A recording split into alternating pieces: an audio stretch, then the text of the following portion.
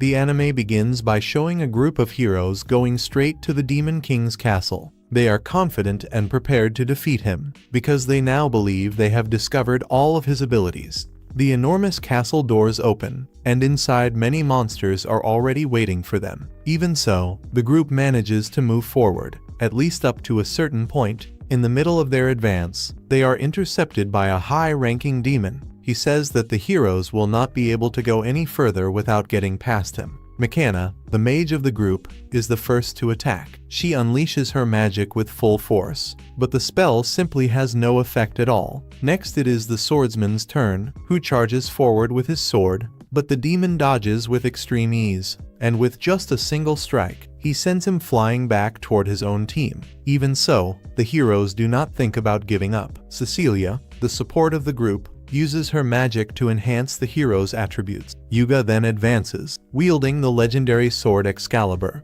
In response, the demon activates an infinite darkness magic and easily defeats the entire group, leaving everyone brutally beaten on the ground. As he observes the fallen heroes, the demon prepares to use his magic on them, but when he looks more closely at Cecilia, he becomes completely mesmerized by her beauty. That girl is completely his type. Unfortunately, his impure thoughts are interrupted by his subordinates, who ask whether they should finish off the heroes. One of them notices how much the demon was staring at the priestess, and mocks him, asking if he likes that kind of strange girl. Our love-struck demon even ends up being called a pervert. Indignant, the demon replies that he was not thinking about anything inappropriate. He orders that the heroes be merely removed from the castle, since there is a human village near that location. As the heroes are taken away, he discreetly bids farewell to his dear priestess, calling her his future love. 1 month later, the Demon King asks our demon, named Yuki,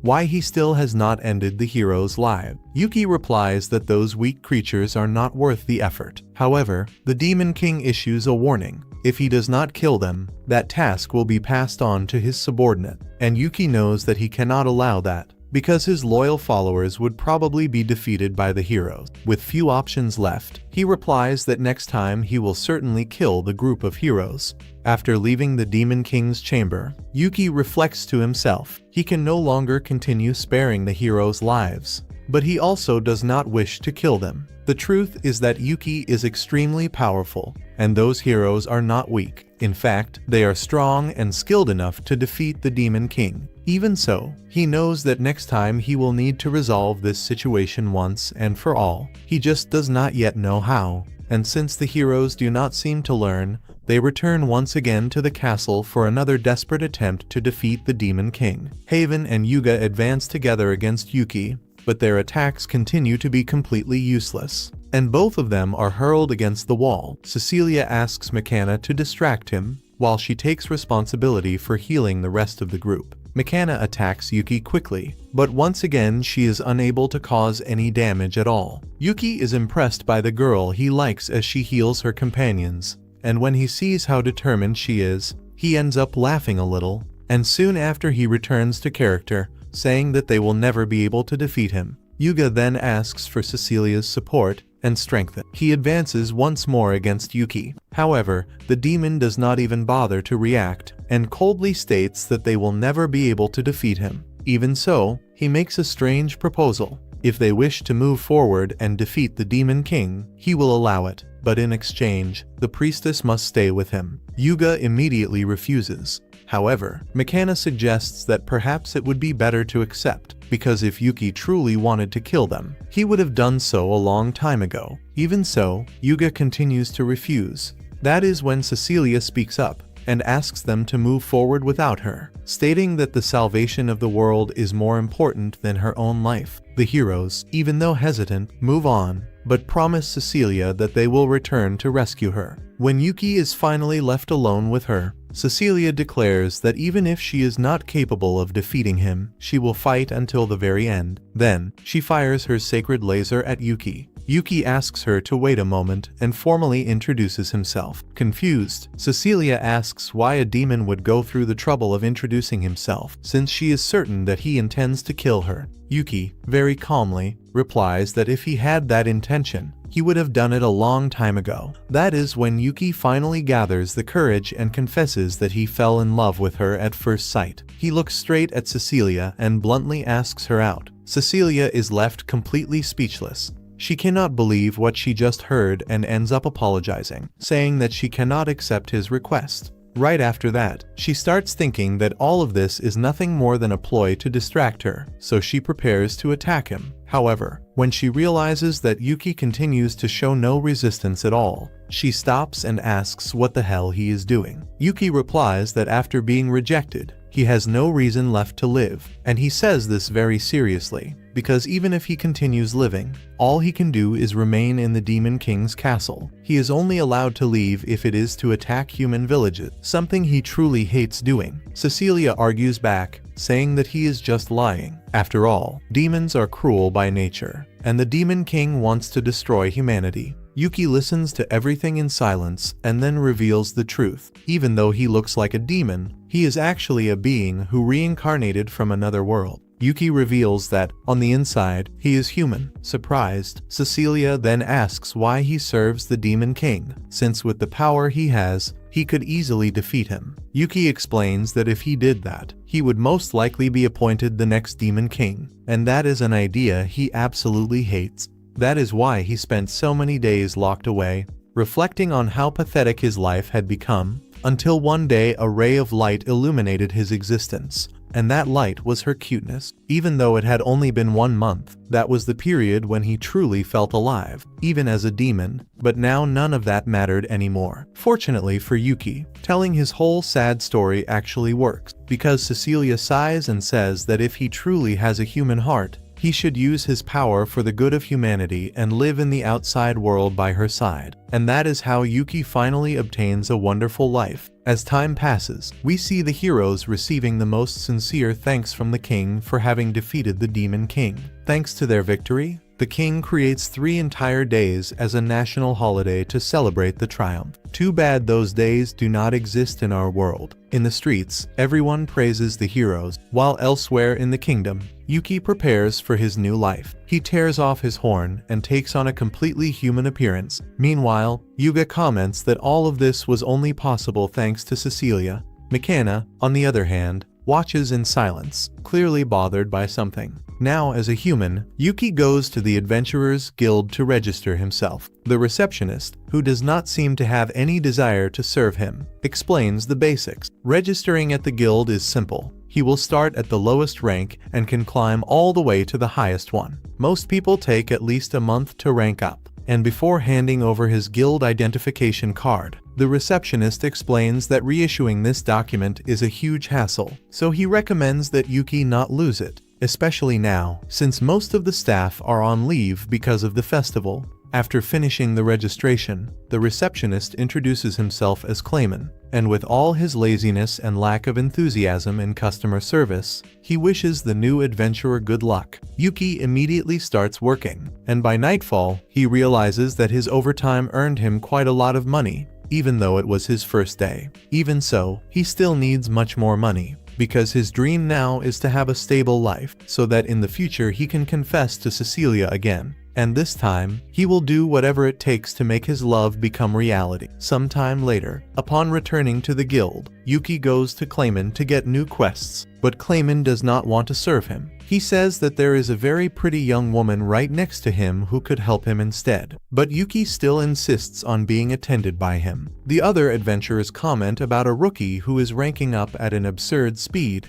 and Clayman is forced to ask who Yuki really is, since he has been climbing the ranks so quickly. Yuki replies that he is just an ordinary boy, and since Clayman is not strong enough to start a fight, he decides not to dig into it any further. If there is a problem to be dealt with, it will not be him who handles it. At that moment, Cecilia enters the Adventurers Guild and asks Clayman to please cancel all of Yuki's missions. Clayman immediately recognizes her and even addresses her as Miss, but Cecilia asks him to be discreet. Then she turns to Yuki and asks him, please, to come with her to her house. for there are important things they need to talk about. Some time later, upon arriving at the residence, one of the guards lunges at Yuki, asking what a boy who smells like filth is doing in Cecilia's magnificent lawful carriage. The other guard tries to restrain him, saying that the boy actually smells fine. But before the situation worsens, Cecilia intervenes, stating that Yuki is her friend, and upon hearing the sweet word friend come out of Cecilia's wonderful mouth, Yuki is left completely enchanted. Later, Cecilia explains to Yuki that she wanted to see him sooner, but many things ended up happening. Yuki replies that she does not need to worry,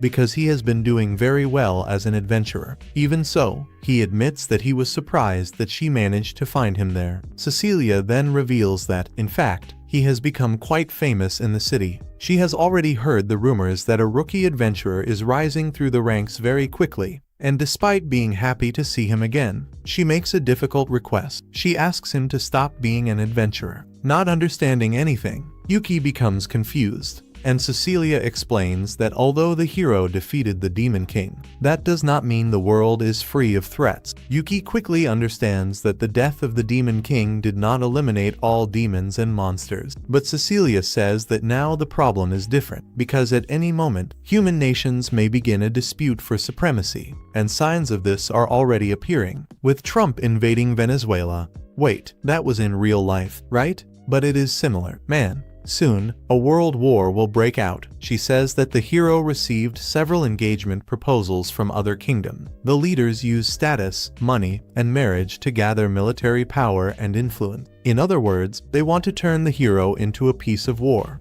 In Yuki's case, he is a rookie adventurer who leveled up far too quickly. And if he continues like this, soon he will reach rank S, and all eyes will be focused on him. If some kingdom recruits him and discovers his true demonic origin, they could use him as a weapon to conquer the world. Or, in the worst case, he would be turned into the next Demon King, and that would put an end to his second life. Yuki understands what she means, but he says that his rent does not pay itself. Cecilia explains that although she would like to hire him and pay him, unfortunately, she does not have the resources to support a rank S adventurer. Even so, she promises to do everything within her power, and for the peace of the kingdom, she asks him to accept. Yuki stands up and asks her not to bow before him. In addition, he makes it clear that he does not intend to accept proposals from other kingdoms, even if a beautiful lady were to ask him to do so, and the reason is simple. At present, Cecilia is the only girl he can see. Cecilia laughs a little and becomes embarrassed. She says that she worried for nothing,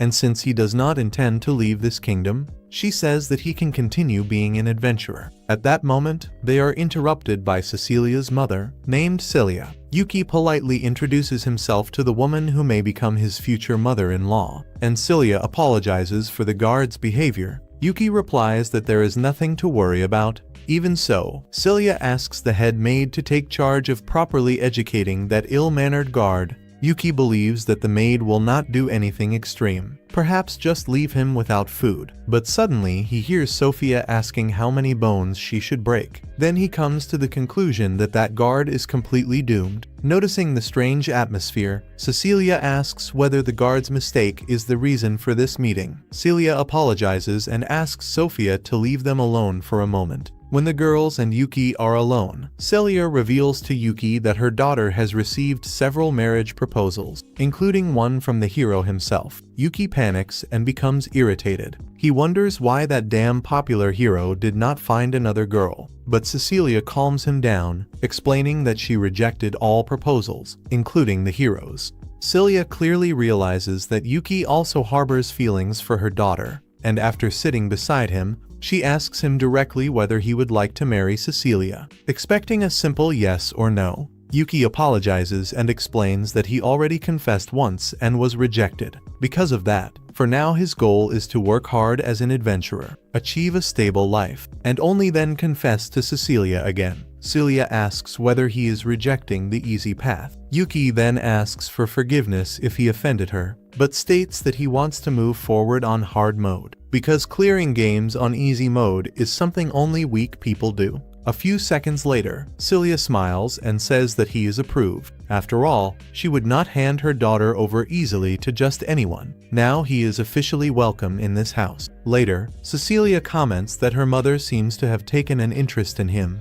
and asks whether that bothers him. Yuki replies that it does not. After all, she will soon be his mother-in-law, and, a little embarrassed, he makes one last request. If Cecilia allows it, he would like to call her only by her first name. Cecilia takes a few seconds to understand, but replies that there is no problem at all, and since he will call her that way, she will also start calling him by his first name, and that ends up making Yuki very happy. After that, on another day, we see Yuki dodging with extreme ease the attacks of a harpy. After defeating her with a simple magic and collecting her feathers, he prepares to deliver the mission. Clayman had said that that task would take an entire week, but Yuki solved everything in just one day. On the way, however, he is attacked by surprise by members of his former group. Upon recognizing them, he quickly warns his friend not to attack them and reveals his identity. Yuki comments that he felt relieved to see them alive. However, his former group demands explanations,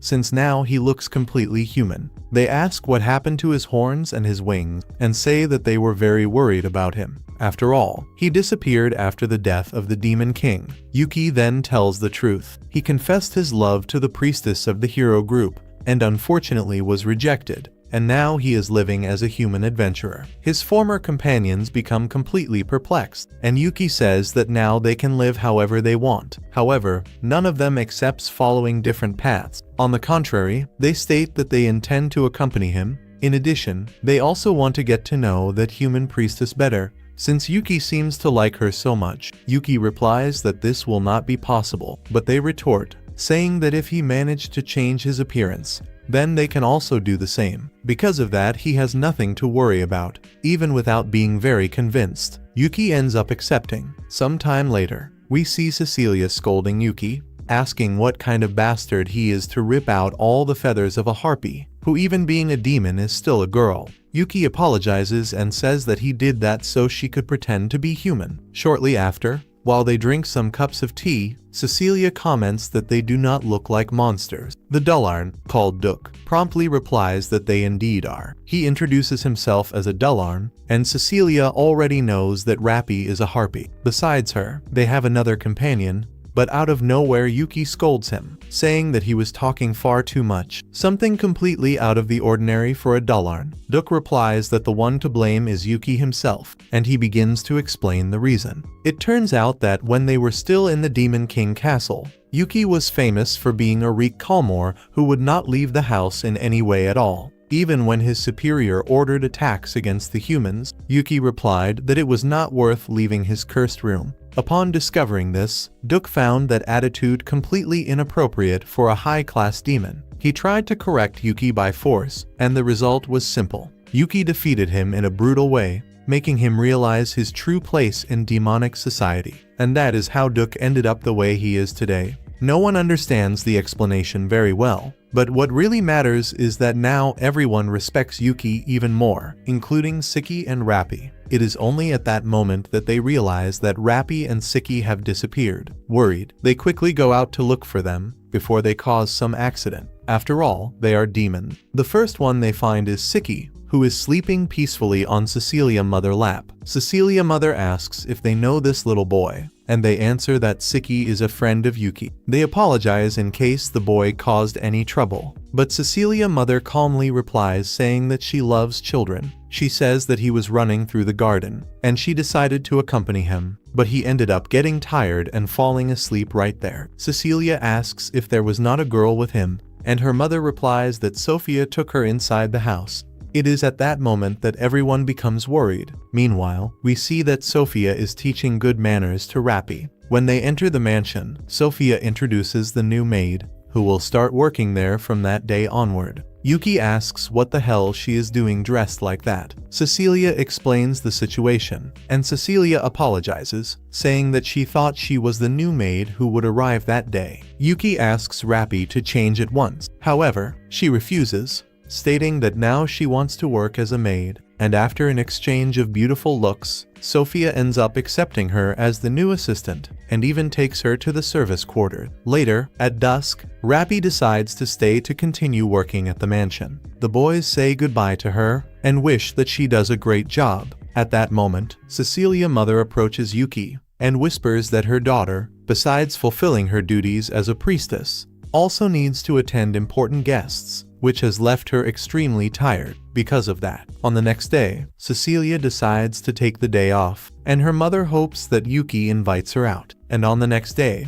Yuki already looks completely prepared, fully excited. After all, this is a mission officially approved by his future mother-in-law. A carriage arrives at his house, and in the end, it is not him who goes to pick up the girl. It is the girl who ends up going to pick him up. Cecilia apologizes for making him wait, and when Yuki sees her little body, he becomes completely enchanted. He comments that her glasses look great, and Cecilia explains that the glasses are part of her disguise. Focused on his mission, Yuki assures that he will make that the best day of her life, and together they go walk through the market. The two have fun doing things like petting cats, admiring flowers, and even trying sweets, until everything is interrupted by the hero Yuga, who almost shouts Cecilia's name in public. Luckily, Mikan stops him before they ruin the entire disguise. Yuga approaches and invites everyone to walk together. Meanwhile, Yuki begins to get irritated, since he seems completely invisible in that friend's situation.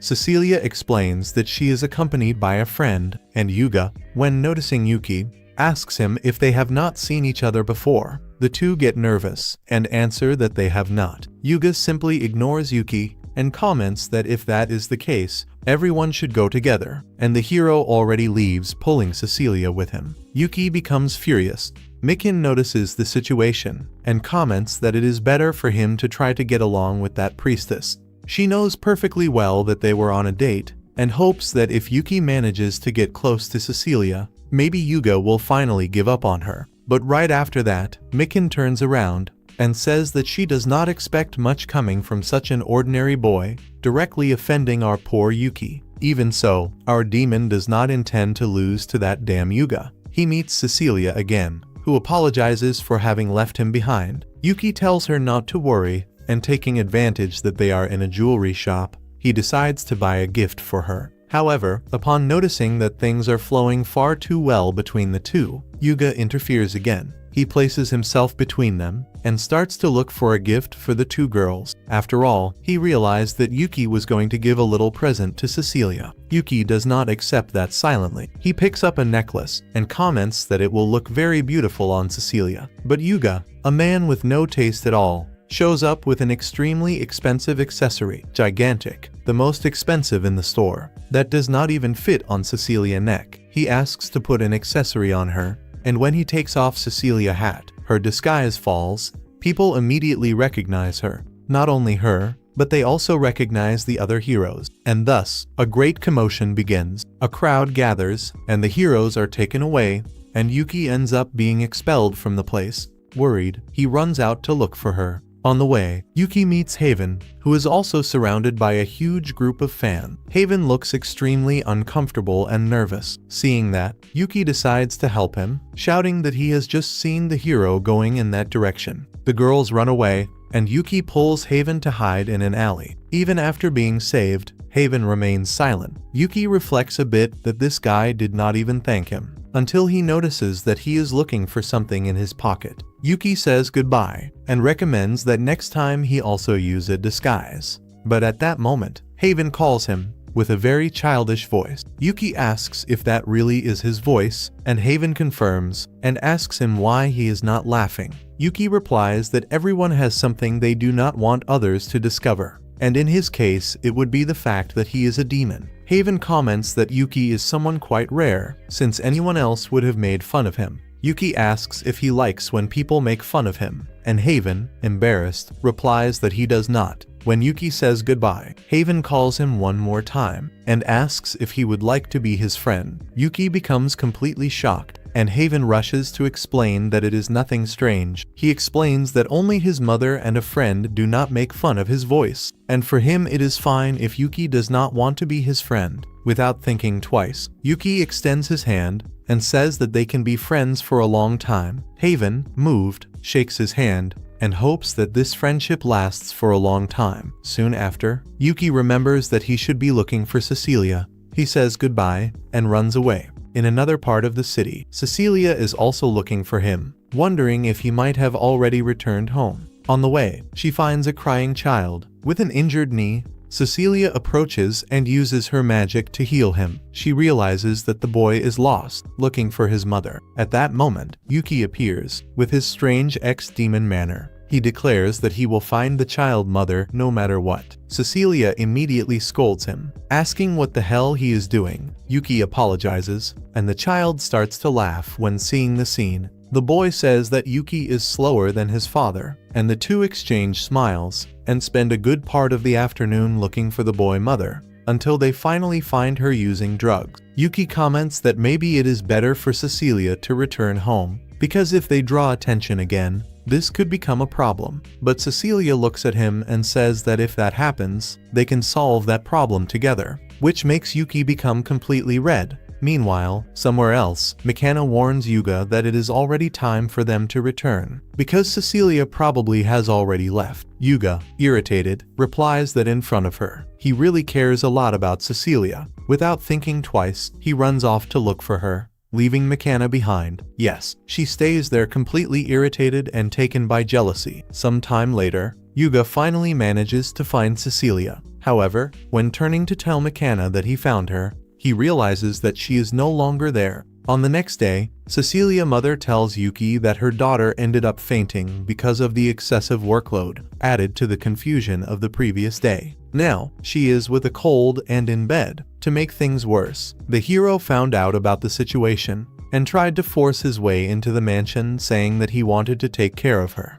But fortunately, Sophia is stronger than the great hero and managed to drive him out without much difficulty. With no options, Yuga ended up leaving. Yuki wonders who the hell Sophia was before becoming a simple maid. At that moment, his future mother-in-law reassures him, saying that Cecilia is already much better, and asks if he would like to see her. Without hesitating, Yuki accepts. Then, the maid Sophia leads him to Cecilia's room. Before he entered, Cecilia asks for some time to put on some clothes, because she was naked. And after that, when seeing him, Cecilia apologizes for them having to meet in that way. But Yuki is the one who ends up apologizing, saying that because of him, she ended up in that state. Cecilia replies that it is not his fault, but Yuki insists, stating that if he had not taken her to so many places, maybe she would not be with a cold. She smiles and thinks for a moment, and then replies that if that is the case, everything really was his fault. Her day off was completely ruined, and as compensation, he will have to go out with her again on the next day off. Hearing that, Yuki feels joy. That was practically a promise of a new date. He starts to celebrate all excited, shouting with happiness, which makes Cecilia burst into laughter. However, she laughs so much that she ends up having a coughing fit. That immediately makes the maid Sophia angry, who enters the room and starts to strangle Yuki. She immediately drags him and throws him out of the house. All of that while politely thanking him for the visit. Outside, Yuki thinks that Sophia definitely has monstrous strength and wonders again who she is. Soon after, he meets Haven, who asks what he is doing there. Yuki explains that Cecilia called him, and that is why he went to the mansion. Then, he asks what Haven is doing there, and when noticing that Haven seems shy, Yuki says that if he does not want to tell, it is fine. Even so, Haven ends up confessing that there is a girl he likes. However, because of his voice, he has no confidence at all. He says that instead of making fun, that girl said that his voice was beautiful. Yuki replies that she seems to be an amazing girl, and understands perfectly why Haven likes her. Haven then asks what he should do, since he does not trust himself. Yuki realizes that he acts like a typical insecure teenager, but reminds him that in fact Haven is handsome, strong, and part of the hero group that saved the world. In addition, if that girl praised his voice, he has absolutely nothing to worry about. Yuki encourages his friend to confess, and Haven thanks him, saying that those words gave him the confidence he needed, and then he says that he will confess. However, when seeing Haven walking directly toward Cecilia's house, Yuki panics, and a horrible thought crosses his mind. What if the girl Haven likes is precisely Cecilia? From the beginning he already knew that something was wrong, and now he is almost sure of it. He realizes how foolish he was, and wonders whether Cecilia could accept him or not, as technically they were in the same party. There are possibilities that perhaps, in one of those moments when he was completely vulnerable, he had been a great knight and protected her, thus winning her heart. He is quite frightened, but at that moment Raven arrives, looking very depressed. Yuki asks how he fared, and Raven thanks him for the support. However, he says that things did not go well. Due to the doubt, Yuki ends up returning to the mansion, and Sophia asks if he forgot something. Yuki, wanting to leave, says that he is merely worried about Cecilia, but it is very clear that he has just visited her, so this is quite suspicious. Sophia ends up denying access and says that she is already sleeping, and therefore he should return another day. Even so, Yuki has many doubts and asks Sophia if she has not seen Raven. According to her, he was indeed there a moment ago and wanted to see Happiness, which means, apparently, Raven confessed to Happiness. Because of this, Yuki begins to approach her and says that that guy was his friend, and Happiness confirms that she saw him. Then Yuki asks directly if he confessed to her, and if that was the case, what she replied. Happiness tells him that she said it was impossible, and that was a very painful rejection. And Yuki understands, because if she does not like him, it is normal, but according to Happiness, that is not it. Now he begins to think and feels curious about where they met, while she just continues shouting that it is impossible and runs away. Due to this, our hero holds a meeting. There they wonder what is happening there, but they have no idea. They only remember that Raven was one of the humans who always won, and the Duke complains because the captain let a human get so close to Happiness. But according to Yuki, it was not him who introduced them, so certain doubts arise. Probably Happiness was not happy at all about a human saying he is interested in her,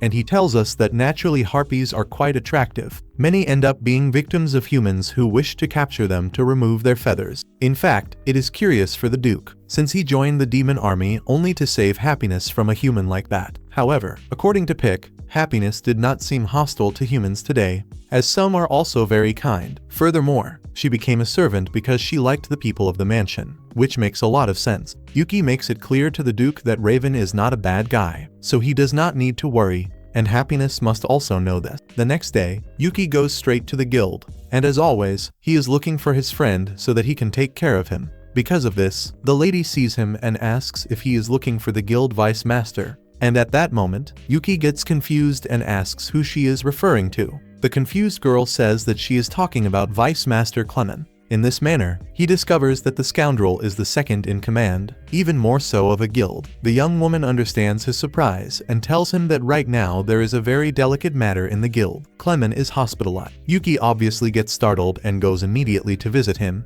but now greets him as is proper, and calls him Vice Master. Clement is quite surprised by the visit, but is grateful because they brought food. Yuki asks what on earth happened to him for him to be in such bad shape. And according to what he said, he just made his wife very angry. And marriages are like that. Never make your wife angry, otherwise this will happen to you. On the other day, it was their anniversary, and he was choosing a gift for her. But it took a long time for him to decide. And so he spent the entire day trying to choose, but ended up buying nothing and was kicked out of the place.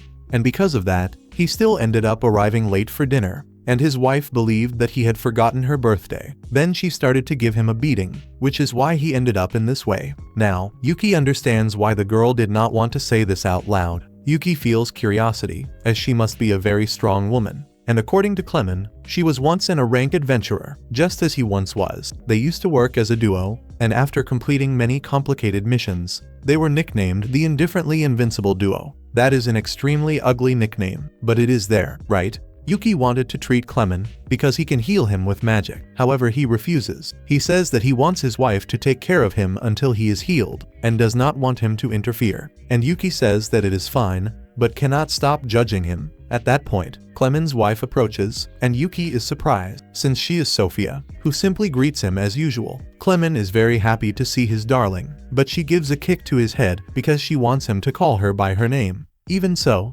Clement is very happy, because he could see under her skirt, and to her, that does not matter since he is her husband. This surprises Yuki, as she is quite mature. Regardless, Sophia thanks Yuki for having visited him, and our hero tells her not to worry, but takes the opportunity to ask how Cecilia is doing. According to her, the fever has already broken, and she feels much better, which brings him joy, and he asks if he can visit her today. However, according to Sophia, she went out to resolve some pending matters, although personally she would have preferred her to rest more. Recalling the previous situation, Yuki finds the subject of gifts very interesting and asks Sophia if they really matter to girls. This makes her quite angry, because surely her husband told her something. And Yuki gets startled and tries to feign ignorance, but he remembers the moment when he wanted to give something to Sophia, and tells her that he would like to do something so that Cecilia would be happy. And according to her, as long as he does it from the heart, she will certainly like it. In this way, they end up saying goodbye, but upon leaving the house, Yuki also creates some fantasies, thinking it would be beautiful to marry Cecilia.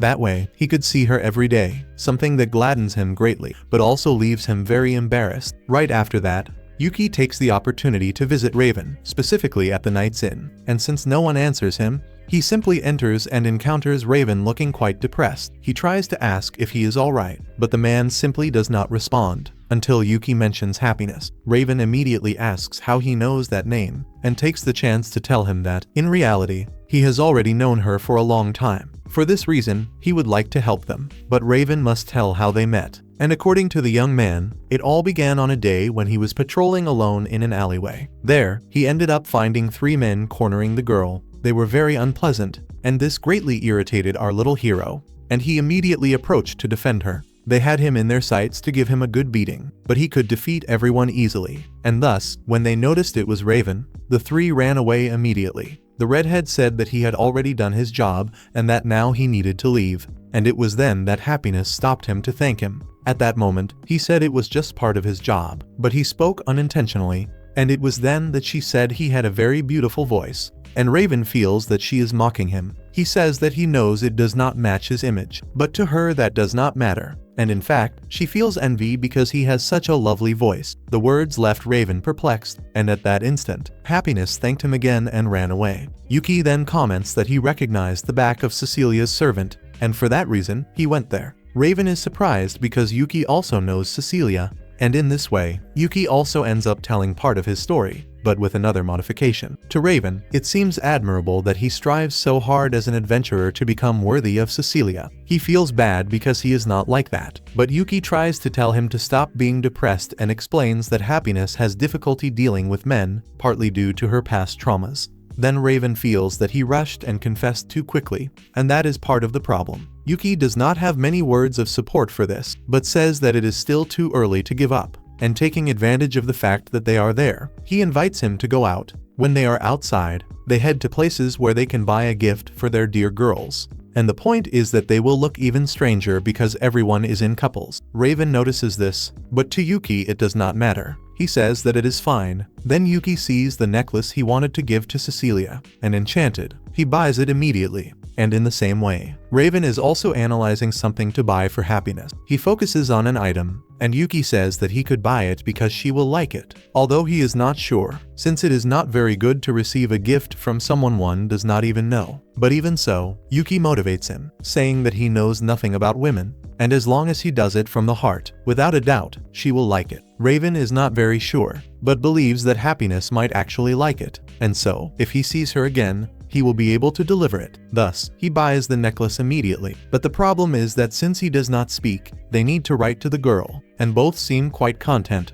but they end up meeting Makana. She recognizes Raven and also Yuki, calling him the guy from the other time. She even teases them for frequenting that shop. But according to Yuki, they came for a good reason. They want to buy gifts for their beloved ones. This leaves Makana a bit embarrassed, because she knew that Yuki liked the priestess, although she is surprised by Raven. Despite this, Raven does not respond, and Makana feels a bit bad because she knows it is her fault. She mocked Raven's voice when she first heard it, and seeing his friend in this state puts Yuki on alert. However, they begin to attract too much attention, so Makana says they should talk somewhere else. Yuki does not want to, but according to Raven there is no escape, and therefore they end up following the girl. She is very eager to hear his voice, but they do not stop eating. Although this is part of the plan since they are elegant and do not speak with a full mouth, they want to gain time this way so that she gets tired. However, astutely, Mikana says she could share information about the priestess, and Yuki lets himself be defeated immediately. Mikana asks how far he has already gotten with her,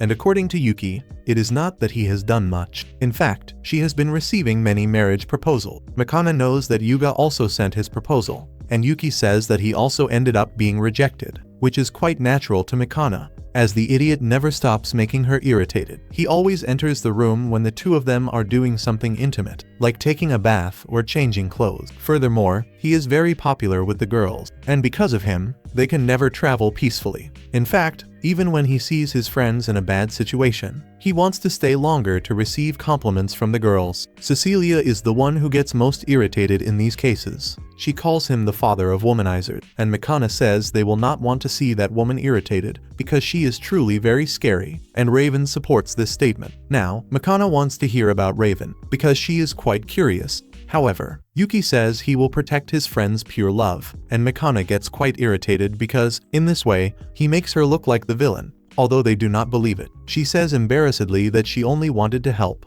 and that sometimes, without a female friend around, she feels like talking about this kind of thing. This positively surprises the boys, and for that reason, they calm down, and Raven also asks if she wants advice. She even tries to play dumb, but Raven suggests that Yuki is very good at giving advice. The poor girl does not fully believe it, but wants to have a bit of hope, and she tells them that she caused Yuga to end up hating her. All this is due to something that happened. In reality, Raven seems to know a bit about it, and therefore, Yuki realizes that this might be a somewhat heavy topic. Then Mikana makes him swear that he will not tell anyone, and the gossip Yuki ends up agreeing and shuts his mouth. She then begins to tell that they, the heroes' party, actually lost several times at the Demon King's castle, and Yuki almost lets out a laugh, but he tries to pretend. Mikana continues saying that it was not even the Demon King who was defeating them. It was the demon who guarded the center of the castle. He was extremely strong, and they were practically his toys. Whenever he defeated them, they were dragged to the nearest village. The demon even took the trouble to heal their wounds, which was even more humiliating. And of course, Yuki also knows this. But here comes the reality. Mikana says that they lied to everyone, always saying that they returned to prepare better and not disappoint the people. By doing so, they also protected the honor of the hero Yuga. However, during an entire month, that village exhausted its resources and they could no longer continue lying. They reached the limit, and it was then that the demon proposed something, to leave Cecilia in his hands, and that way, they could pass. Mikana admits that it was she who convinced the rest of the party to accept the deal, and for that reason feels that Yuga will never forgive her for making such a cruel decision. He has not thrown this in her face yet and behaves with joy, but she can feel this discomfort. She feels it is natural, and even asks Yuki if he now also hates her, as she almost caused the elimination of the priestess he loves so much. Raven was writing, but at that moment he tells Yuki with words that he does not blame Mikana. Mikana is surprised by him speaking, but Raven continues. He says that he is also to blame for not giving his opinion, and for that reason ends up apologizing to her. But if we are to talk about real guilt, Yuki is the one who caused this hero's party to distance themselves, and now the poor guy is feeling bad. He asks if they told Cecilia what they feel, and Mikana, with shame, says no. She does not think it is fair to ask for forgiveness for protecting Yuga's honor just because she was in love with him. She feels she will not be forgiven. But Yuki says it is not right to want to leave things the way they are.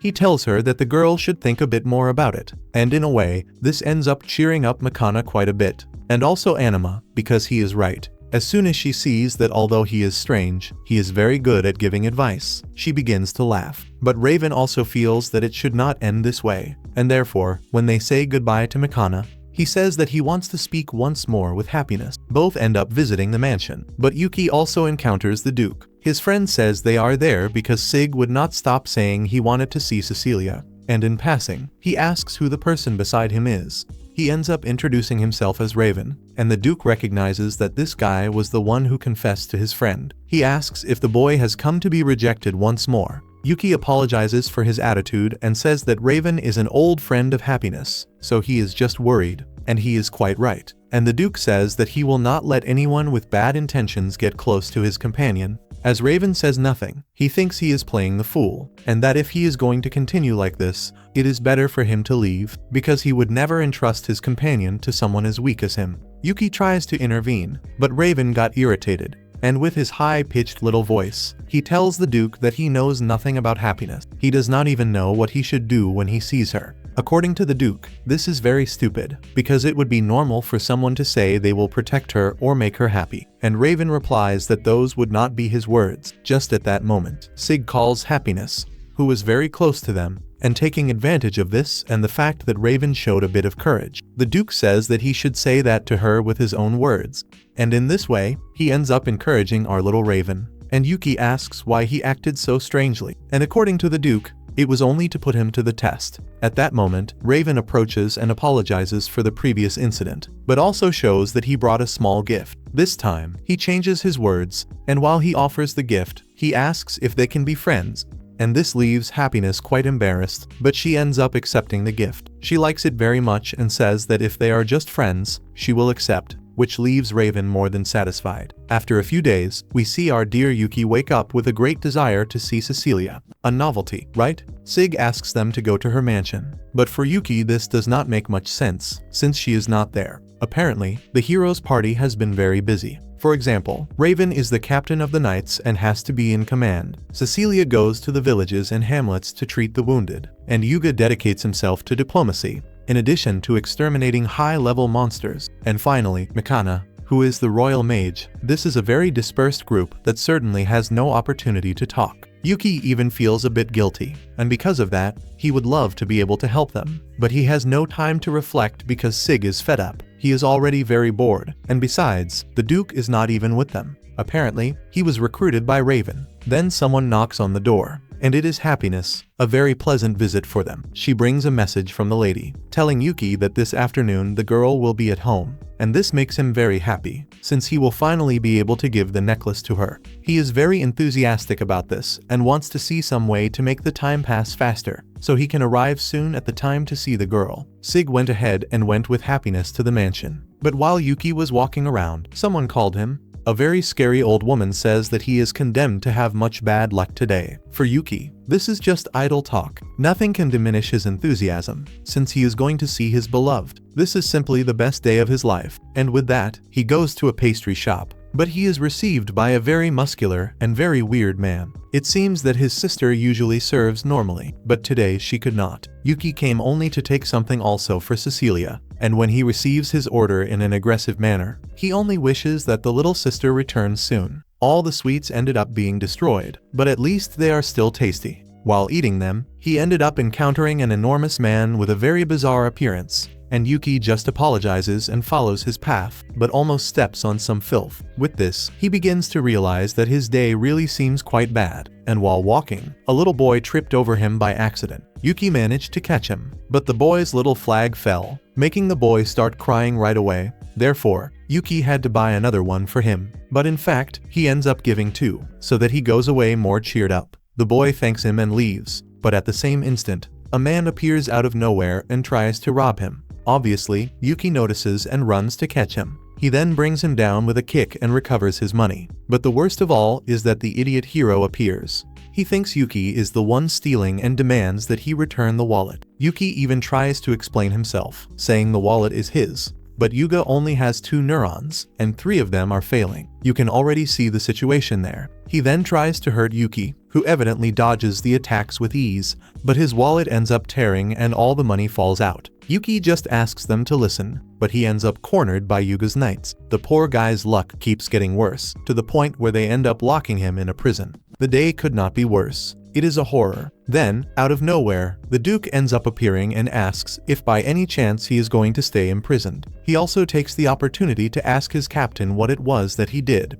Yuki obviously says he is innocent, and the Duke actually believes him. He even asked Raven to investigate what happened, so Yuki just needs to have patience. With this, he feels he is already saved, but takes the opportunity to tell the Duke that they should now call Raven Captain as well, since he is a knight. However, according to his friend, the Duke is his only captain, so there is no reason to worry. While they talk, a girl named Irene appears. She came to see the Duke, as he was supposed to be training upstairs, and Yuki is surprised to see an elf. But the Duke asks Irene to forget about that and hands him the key to the cell, as he was likely declared innocent. Irene even tells the hero that she wants to apologize to him. And because of this, we see that in a short time, the hero prepared a banquet so that Yuki can eat everything he wants. Obviously, the boy does not restrain himself, and Raven also joins them. In reality, Yuga has just discovered that they are friends. Now, this is very clear because Raven is quite irritated, and he has been scolding him since he learned about everything. Yuga also had not realized that Yuki is the same person who was with Cecilia the other day, and therefore, quite worried, he asks what the relationship between them is. Yuki says they are just friends, but Yuga sees this as an opportunity and asks for advice on how to be Cecilia's friend as well. He wants to know how to get along better. This is complete idiocy, since Yuki is his greatest rival in love. But he is elegant and says they barely know each other. He suggests that Yuga should ask someone who knows her better, and Raven immediately warns not to ask him. Yuga gets a bit irritated with his friend because he won't stop worrying about his own voice. The problem is that Yuga says this in a very senseless way. He simply does not measure his words. He says anything and acts like an idiot. Then, Raven recommends that he speak with Makana, but Yuga refuses because he believes she hates Cecilia. Yuki asks if Makana actually said that, and Yuga says it might be hard to believe, but she tried to abandon Cecilia in a very important combat. Fortunately, nothing happened to the priestess, but as much as she might hate her, that was very cruel. This surprises both of them, who stop joking around, and Yuki asks if what he says is serious, because it was not Makana who abandoned Cecilia. The hero tells Yuki he has no idea what happened, but Yuki asserts that Makana told him her side, and it was not about leaving her behind, but rather a proposal from a powerful demon against whom they kept losing. Yuga says he was opposing it, but Makana wanted to leave her, and asks why she would do something like that if she did not hate her. Once again, Yuki gets irritated, as Makana told this with tears in her eyes. It was not out of hatred, she still feels guilty. Upon hearing this, Yuga insists that she was the one who pressured them to accept and places all the blame on the girl. Yuki asks him to try to remember when Cecilia told them to move forward, and Yuga was the one who made the final decision. Raven and Yuga are surprised by the precision of Yuki's details, who claims to be telling only the truth. Even so, Yuga is stubborn and says Yuki should try to understand him, as he does not feel he abandoned Cecilia, and he begins to despair. But Raven agrees with Yuki. He says the hero should stop blaming others and take responsibility for his actions, and if he cannot do even that, he will be nothing but a disgrace. These words make the hero cry, and this guy is simply a child throwing a tantrum in the middle of the restaurant, and Yuki ends up apologizing so that he calms down. Yuga asks for forgiveness for losing his composure and explains that he has known Makana since childhood. She works very hard and always scolds him so that he learns when he makes mistakes. She has always been his companion and support, even when he was chosen as the hero. Realizing he acted poorly, he does not know how to ask for forgiveness, but Yuki says it is simple. He must let them continue scolding him, because those who do so care about him, and therefore, he says he should go to her so that he can be scolded as well. If it does not work, they will think of something else, and this ends up encouraging Yuga, who thanks our dear Yuki from the bottom of his heart. But there is no way to feel angry at this kid here. The guy is simply too much of a fool. Upon leaving, he announces that he is going to visit Makana and asks Yuki to accompany him because he is afraid to go alone.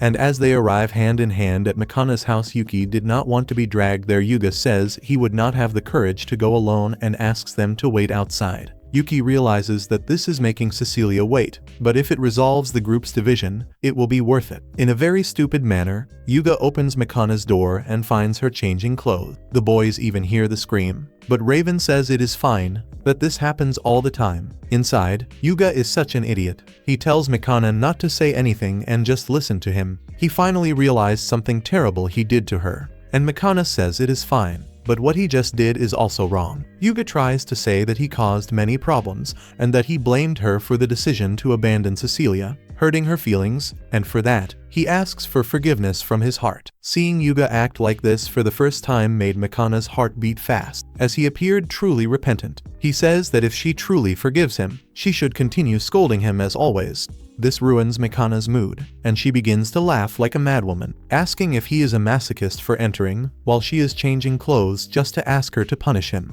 Yuga continues trying to ask for forgiveness, but she is furious and says she will indeed punish him. She will do it because he is a pervert, and she uses magic. Meanwhile, Yuki, knowing that things will not end well, tries to flee as soon as possible. He runs toward the mansion but encounters that old woman again. Yuki says he does not believe in fortune tellers and completely ignores the situation. However, the witch sees that his destiny has changed and assumes the young man has performed many good deeds. This time, Yuki passes by the pastry shop and is called over. The young man's sister is finally serving, and she apologizes for knowing the sweets were likely all crushed. Yuki says they were, but they were very delicious, so she does not need to worry about anything. Even so, he ends up receiving some as a gift by way of an apology. Afterward, he is surrounded by other men, but this time they seem quite important. Apparently, the boy he helped is a millionaire, and the butler accompanying him says the boy escaped as soon as he lost sight of him. As a thank you, he gives another gift to Yuki.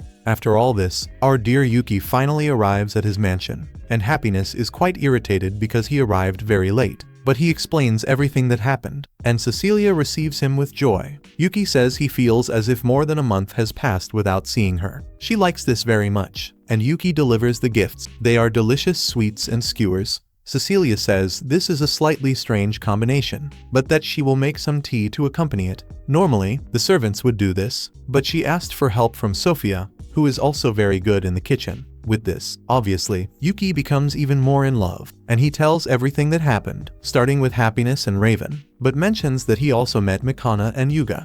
Cecilia was about to say something when the hero arrives shouting her name. The idiot arrives saying that he finally recognized his mistake and wishes only to be scolded. Mikana strikes him so he stops being an idiot, but Yuga is surprised to see Yuki, and the entire hero's party and Yuki end up gathering. Apparently, the three came to ask for forgiveness. Yuki hides in a corner, and first, Mikana asks for forgiveness, saying that all of this will sound like an excuse, but the fact is that she simply abandoned her in that fight. Raven also uses his malevolent voice to say he is sorry. Yuga continues, saying that they were all cowards for leaving her before that horrible demon. However, Cecilia has no problem with what happened. She says her life was not the only one in danger, and that it must not have been easy to face the Demon King without a healer. The curious thing is that they were too strong for the Demon King, thanks to that indirect training from Yuki, and we see that after they defeated the Demon King, the first to come running to Cecilia was Mikana. While running, her only plea was for Cecilia to remain alive, and by luck, they ended up finding each other and saw that both were well.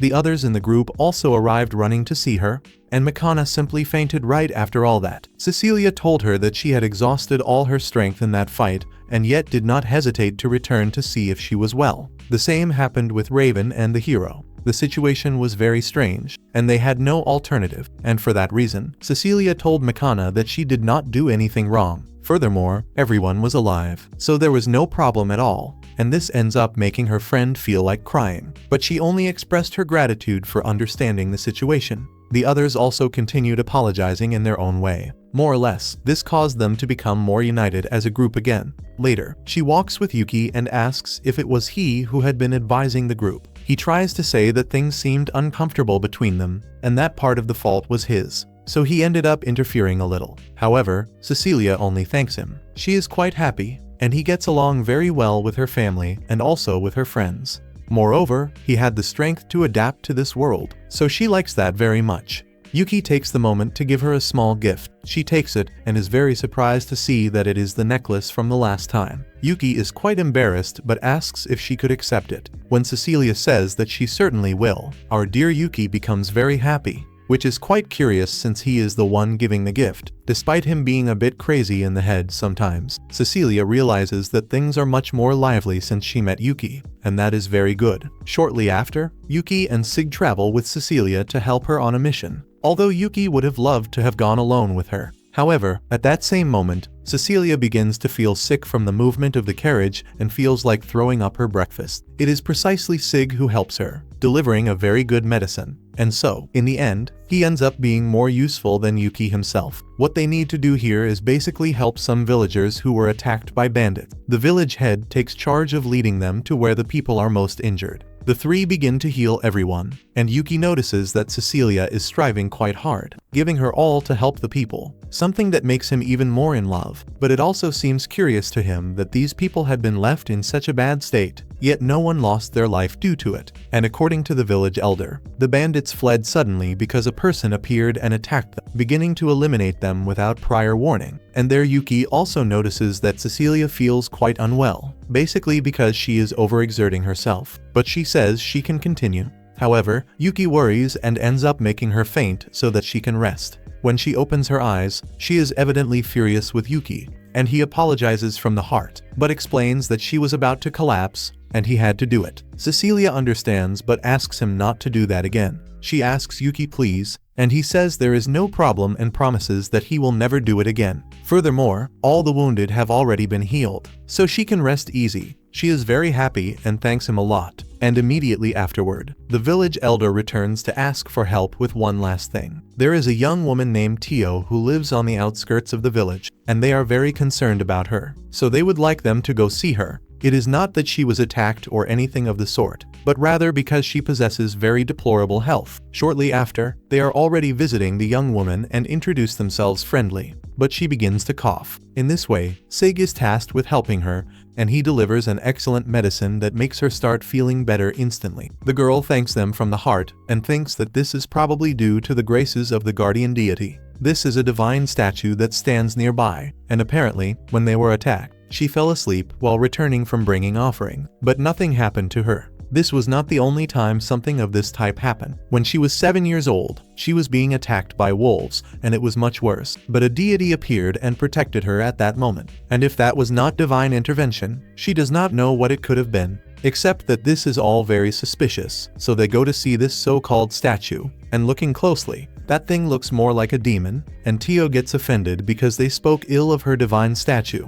But she starts to feel unwell, so Cecilia takes her to rest. Meanwhile, Sig and Yuki realize that that thing is a gargoyle from the Demon King's castle, which at that moment stands up and begins to look for a fight. In less than a second, Sig springs into action and knocks it down as if it were nothing. And poor Yuki cannot even help, but asks the gargoyle if it can speak. It says yes, but that if they want to kill it, they should just do it. Sig had no problem at all and was already about to do it. But Yuki tells him to stop and says they need to listen to the fellow, and upon discovering that they did not come to attack it, it begins to apologize. It only felt threatened because they discovered it and spoke about the Demon King's castle. Apparently, it was created with the intent of protecting the sanctuary, but one day some bandits removed it from there. Those people ravaged the village, and it decided to apply divine justice to them, which is why the people of the hamlet began to treat it as the guardian deity. However, time passed, and nowadays, Tio is the only one who visits it. In fact, since it saved her from monsters, she has been cleaning it every day. And therefore, yesterday, when it learned about the bandits, it decided to keep her safe. Basically, it is a kind-hearted demon, so there is no problem in simply leaving it there. But Frieden will not like this very much.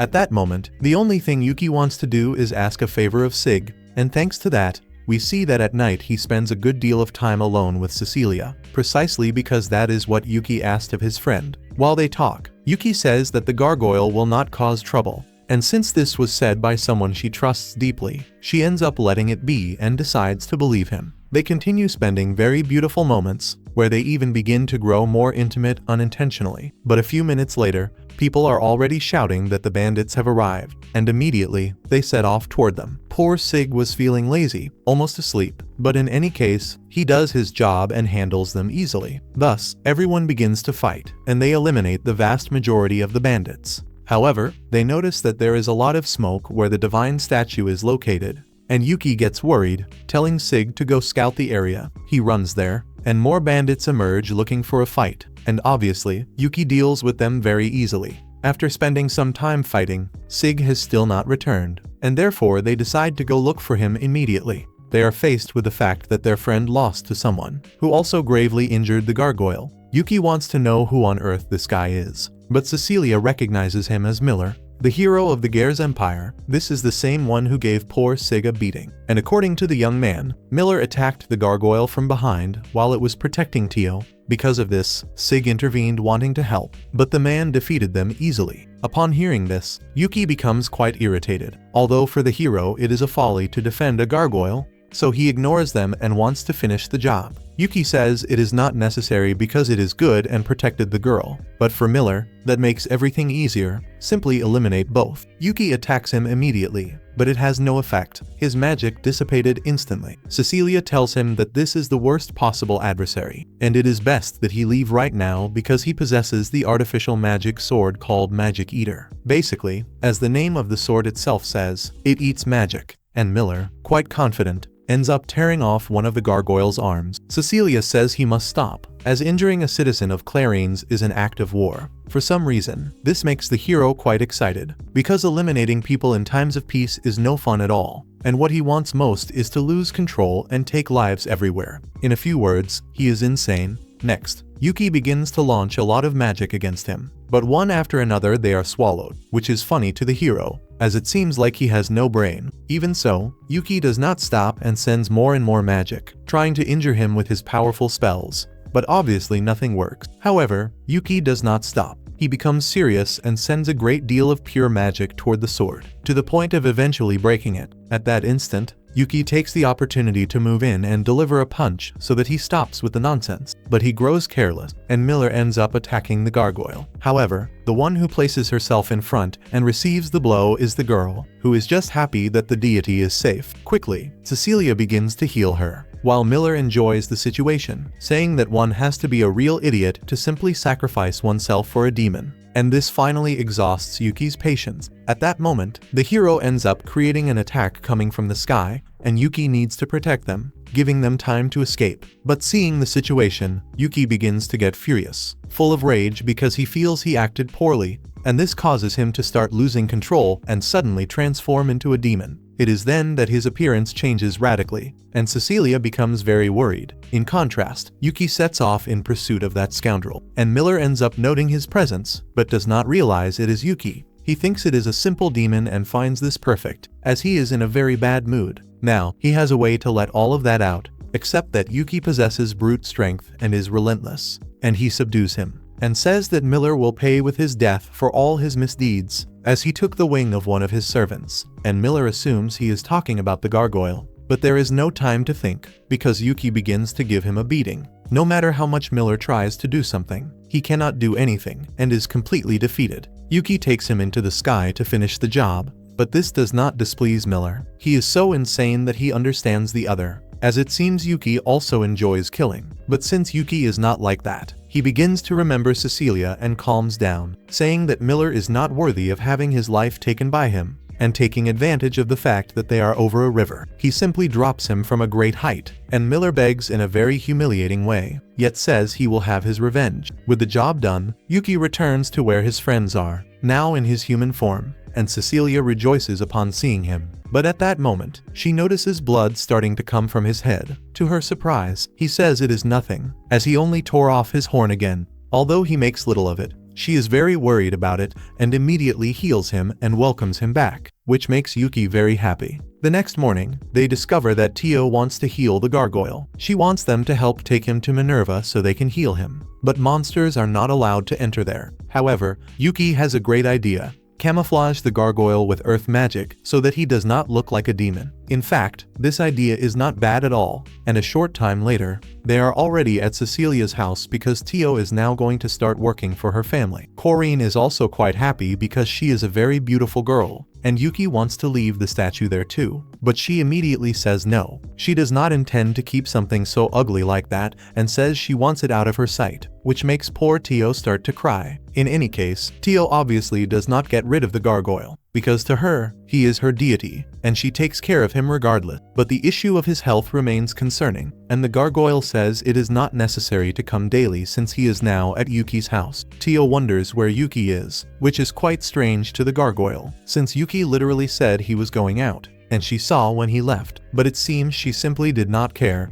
The fact is that Yuki is now at the castle, right in front of King Tart. The king, it seems, summoned them because he knows what occurred in the village of Dagas. and seeing this attitude, Yuki thinks that whether they are humans or demons, all the kings of this world are conceited. But just at that moment, the king begins to laugh and says that none of this needs to be formal, and that he does not like that. He wants to talk casually, and Sylvia, one of his guards, tells him not to do that. He has a somewhat unique personality, but he apologizes and gets straight to the point. The king learned that they made the hero Miller and the group of bandits run away, thus saving the village of Dogas, and for that reason, he plans to give a reward. Cecilia says she desires nothing in return because she simply did what she had to do, something very characteristic of her. But because of this, the king asks Yuki if he desires something, and Yuki says he is sorry, but his only wish is something that not even he, being a king, can grant, as it is something he has to achieve on his own. This surprises the king because there is nothing he cannot obtain,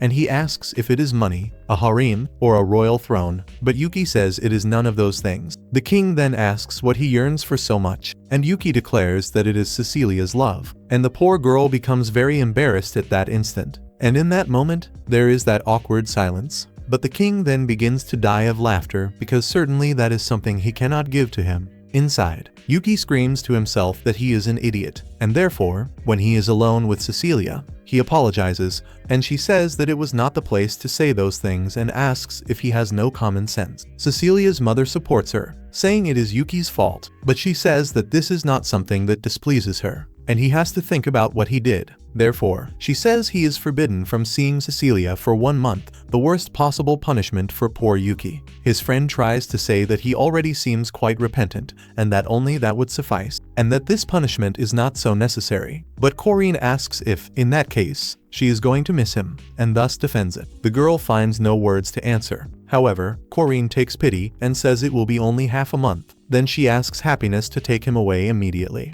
and she carries out her task. When they are leaving the house, Happiness finds something and asks Yuki to look. They encounter Sig, who is very depressed, and Yuki wonders if it is because of what happened with Miller, since literally he was unable to do anything to protect Tio, not even the gargoyle. In any case, Happiness ends up taking Yuki home, and there was Tio, very happily admiring her statue. Yuki tells her that it is a pleasure to see her again, and he says it is also a pleasure to see Gar again, since he is a gargoyle. The boy decided to name him Gar. I found the name quite mediocre, and you? But unlike me, it seems that Tio ended up liking the name quite a bit. She found it very beautiful. To her, he will always be her guardian deity, so the name just ends up being ignored anyway. Be that as it may, Gar sees that Tio continues coughing. She does not feel very well, and he asks her to return. Happiness also says the same, so she ends up obeying, and Gar asks her not to overexert herself. But according to Tio, all her strength comes from him, so he should not worry, though obviously, he does worry. Yuki, for his part, sees that he also made a mistake, since he let himself be carried away, and now he cannot see his beloved, so he is also quite depressed. Gar says that in this case, he has to do his best to compensate, and being there observing, he notes that time is something he does not lack. For this reason, even while being depressed, Yuki goes to the guild, and Clemens sees him in a bad state. Yuki simply asks him to give him all the work he has, because he wants to be a man worthy of Cecilia. At that same instant, she was serving tea, but unintentionally set out another cup. Her mother arrives and asks who it is for, and very embarrassed, the daughter replies that it is for her. Corinne mentions that half a month will soon be completed, and Cecilia tries to act with indifference. But Sophia says that her husband mentioned Yuki has been working very hard, something that pleases her greatly and arouses much curiosity in Cecilia. Speaking precisely of Yuki, he is returning home and talking to Gar again, as he truly spent every day working. And according to Yuki, it is because he is quite enthusiastic, since he will soon see Cecilia again. Gar takes the opportunity to say he has something to tell, and in that same instant, he transforms, or rather, untransforms to show Yuki that he is crumbling. The wound was worse than it seemed, and there are only a few days left for our dear Gar. They will lose him if nothing is done. Yuki gets irritated because he never mentioned anything, but according to Gar, it is because nothing would change. The only thing he can ask is for him to take care of little Jill. She has not fully overcome her illness and could still faint at any moment. According to Yuki, he thought she was quite stable, but Gar has observed her since she was very small and can notice when the girl is unwell, and lately, it has worsened considerably. If he disappears now, the poor girl will be alone. Yuki understands what he meant and says he can trust him. as he will take care of Jill, which pleases Gar very much because now he can leave without remorse. But Yuki says no, because in any case, he will save him. Gar says there is no time, that it is impossible. But Yuki says he has already gotten used to his presence and that this room will feel very empty without him. After all, they spend all their time talking nonsense. Furthermore, he is a great ornament for the room. And upon hearing this, the gargoyle is quite happy and is not bothered in the least. In search of some information, he heads to the Duke, who says that if he is crumbling, he just needs to eat magicite. Yuki is surprised that it is so easy. The worst part is that to the Duke, this is foolishness because everyone knows it. Yuki rejoices since everything will be very simple, except he leaves so happy that he does not hear the last thing the Duke wanted to say. While running, Yuki realizes where he is going to find magicite. At that exact instant, Cecilia approaches running at full speed, as something quite urgent seems to be happening. Immediately, they set off running and find Jill, who is quite ill. Sig says the situation is very grave. The fever will not go down, and magic cannot eliminate the disease itself. Besides, she is losing all her strength too quickly, and the medicine will only give her a little more time. Yuki asks if he can help with anything, and Sig says ingredients are missing, especially the twilight herb. This is a flowering plant that only grows in places rich in mana, and precisely in Minerva where they are, it does not grow. Yuki says there is nothing to worry about because he will look for it right now, and Cecilia also wants to help him, which is very convenient because he is also concerned about the location. Upon hearing this, Tio stands up quite startled, asking if something happened to her guardian deity, but she cannot get up. She has to be in bed to rest. Sig tells his captain that he will keep an eye on Jill and that he can trust his word. With that, he departs with Cecilia and asks where to find magicite. According to her, the merchant guild should sell valuable materials, so they decide to try their luck there. However, at that exact moment, they encounter Cecilia's mother. Both try to invent excuses, but Corinne clearly knows what happened. They are worried about the uncle, and since they are in a hurry, they need to leave immediately. They go to a merchant, but he does not have those specific materials because they are quite rare. They become very worried, but fortunately, Clement appears. It seems he came to pick up an order, and since Yuki is there, he wants to assign him a task. Yuki refuses, saying he has no time at all, but Clement mentions he heard that he needs magicite and twilight grass. He explains that this mission consists of eliminating a monster located in a magicite mine. Because a lot of mana accumulates in the mine, twilight grass also grows there, and Yuki is quite surprised to hear this. Clement then says he is counting on his help, and thus, they depart directly for the mine. However, it will take about 2 days for them to arrive there. Clement tells them not to complain, as he had to secure an express carriage since Yuki said he needed it very quickly. Additionally, Sophia accompanies them. According to her, as the head of the maids, she could not sit idly by and wants to help Jill. Despite this, the anguish does not diminish until they finally arrive and need to prepare everything to enter the mine in the morning. Yuki wants to go immediately, but things do not work that way. The monsters become active at night, and that would make their lives significantly harder. Yuki worries because the creature must be very strong, and according to Clement, it indeed is. It is a devourer that ate magicite until it mutated, and now it is wilder and resistant to magic attacks, much like Miller's sword. Furthermore, the client wants the creature's skin brought back intact, so they will not be able to use brute force anyway. But according to Clement, although magic attacks do not work, it is possible to restrain it with magic. Due to this, they begin their way in the morning. They do not know why Sophia is dressed as a maid, but she feels comfortable in it. Besides, it is a custom-made combat suit, and according to her, above all, it is because her husband says he likes how she looks in a maid uniform. Yuki understands very well what he meant. Just then, Clement stands up, and they head straight into the mine, entering little by little and carefully analyzing the environment. They come across a monster that seems to be made of rocks and continues eating magicite as if it were nothing. The moment it notices the presence of humans, it grabs stones and throws them. Yuki helps Cecilia, and the couple, Sophia and Clement, begin to work. Clement uses his unique paper magic, which he can control. With this, he distracts the monster, and Yuki immediately attacks. But his magic does absolutely nothing to the monster. The worst part is that at that instant, the thing stands up and starts running toward them, so they need to stop it immediately. Using magic, they try to restrain it, preventing it from moving, but it is not very easy since this creature is very strong and quite aggressive. Even so, Clement says they will proceed with a plan. He will use his papers, called shikagamis, so they enter through the creature's mouth and eliminate it from the inside. Sophia will have to distract it, and Cecilia worries about her friend, but according to her, close quarters combat is her specialty. Furthermore, Clement trusts that his wife is the best in the world, and with that in mind, Yuki also tries to do something. He uses ice magic to try to surround it again, and Cecilia returns to using chains to restrain it. The monster starts to scream, and since its mouth is open, it is the perfect moment for Sophia to act. Her husband covers her with shikagamis, and she launches herself against the monster, entering its mouth so that the attack is more efficient, since he must prevent it from moving at all costs. Yuki begins to create more ice. Seeing that it cannot move, the monster decides to expel small stones that transform into small goblins. Still, they try to ignore them because they cannot lose time. He maintains concentration, and Yuki tries to eliminate these creatures. But since magic does not work well against them, the situation becomes very complicated. But this does not apply to Yuki, because since magic is not working, he decides to crush everyone with physical force instead. Still, he cannot handle all of them, and one of them ends up wounding Clement, who cannot defend himself because he needs to maintain control of the shikagamis. Otherwise, Sophia will be in grave danger. The downside is that this small distraction caused the monster to manage to break free. He breaks the chains and ends up knocking Cecilia down, and the beast goes straight toward her to eliminate her. But at the same instant that it delivers the blow, it is unable to do so because inside its body are Sophia and the shikagamis, which begin to tear it apart completely. Clement, very worried, runs to her and embraces her, asking if she got hurt, and very happily, she says no, although Sophia does not like public demonstrations of affection and asks for him to let her go. Besides that, they need to look for the herb, and they go running to see where there is some. By luck, they end up finding a location that is full of twilight grass and magicite in heaps, so they end up taking everything, since they already have everything they need,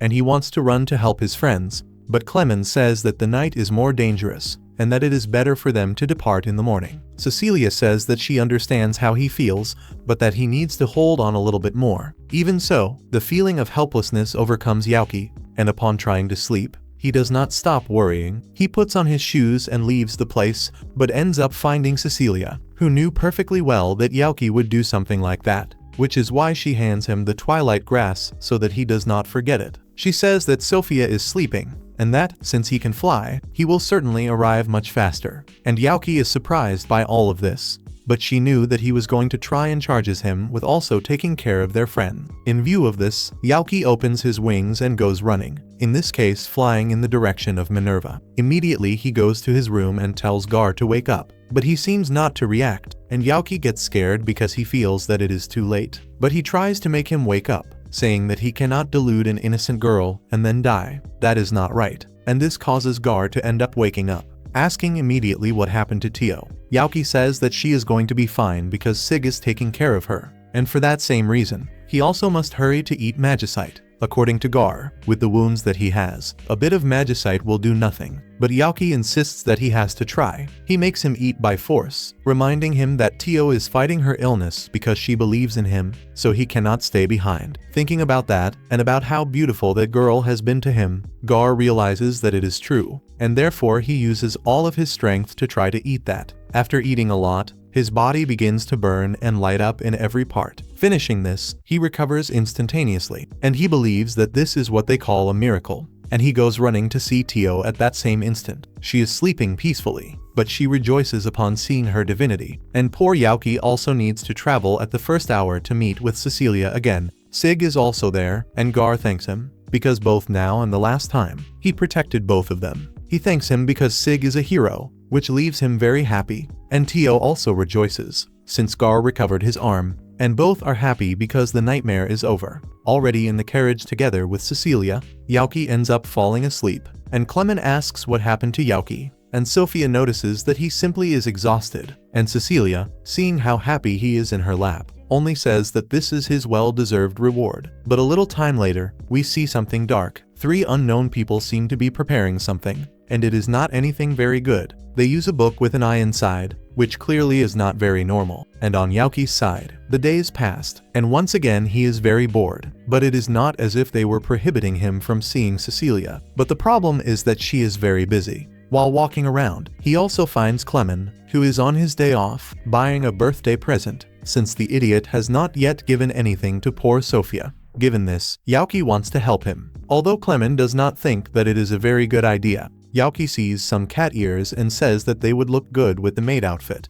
That way, Sophia will look very beautiful, which is perfect for Clement's strange taste. But according to him, he only likes the maid uniform. Besides that, he already found what he was looking for, so he does not need help. Yuki apologizes, but then he sees a black overcoat with an absurd aura, and it seems brilliant to him, so he decides to take the helmet along with the sword, which he probably does not even know how to use, since he is a bit crazy in the head. He begins to act in a strange way, saying that now he has adopted the form that his soul so yearned for, causing a bit of disgust in Clement and in the people nearby. But according to Yuki, now he could take care of any mission that appeared, and since it is the only way to get rid of this insufferable person, Clement ends up taking Yuki to the guild. The receptionist, upon seeing Yuki, thinks that he is a new Shikigami of Clement's, but he explains that he is not. He is just an old acquaintance who is a bit crazy and needs some difficult missions to get his head back in place. The young lady responds that she only has rank missions and asks which ones he prefers.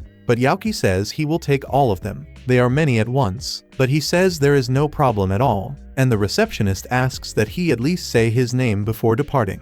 Yuki names himself the Black Swordsman. The kid basically wants to be Kirito. Clement stands there with a look of pure disgust, but simply asks them to sign him up once and for all. For this reason, from here on, Yuki launches himself to fight the dragon, and it is an enormous creature. But according to Yuki, the dragon will lament the entire day for having challenged him. He invokes a bit of magic, using that strange sword, and ends up electrocuting the beast. Thanks to that, he completes the request and delivers the dragon's heart to an old man who needs the item to save his daughter's life. People begin to be surprised by him because defeating a dragon is no small feat. Even Clement cannot deny his talent. It is then that Yuki sees his last job and decides it is time to depart. And thanks to that, during the night, we see those two crazy people who were acting as guards. One of them had performed magic to put people to sleep with that same book. When the guards fall, they enter the scene, and it appears the red-haired boy is the leader of this team. They have an objective inside that place. Then, they immediately enter and run into the gentleman who was simply doing his job. They corner the man and say they are going to take everything, and that he will be fine as long as he does not resist.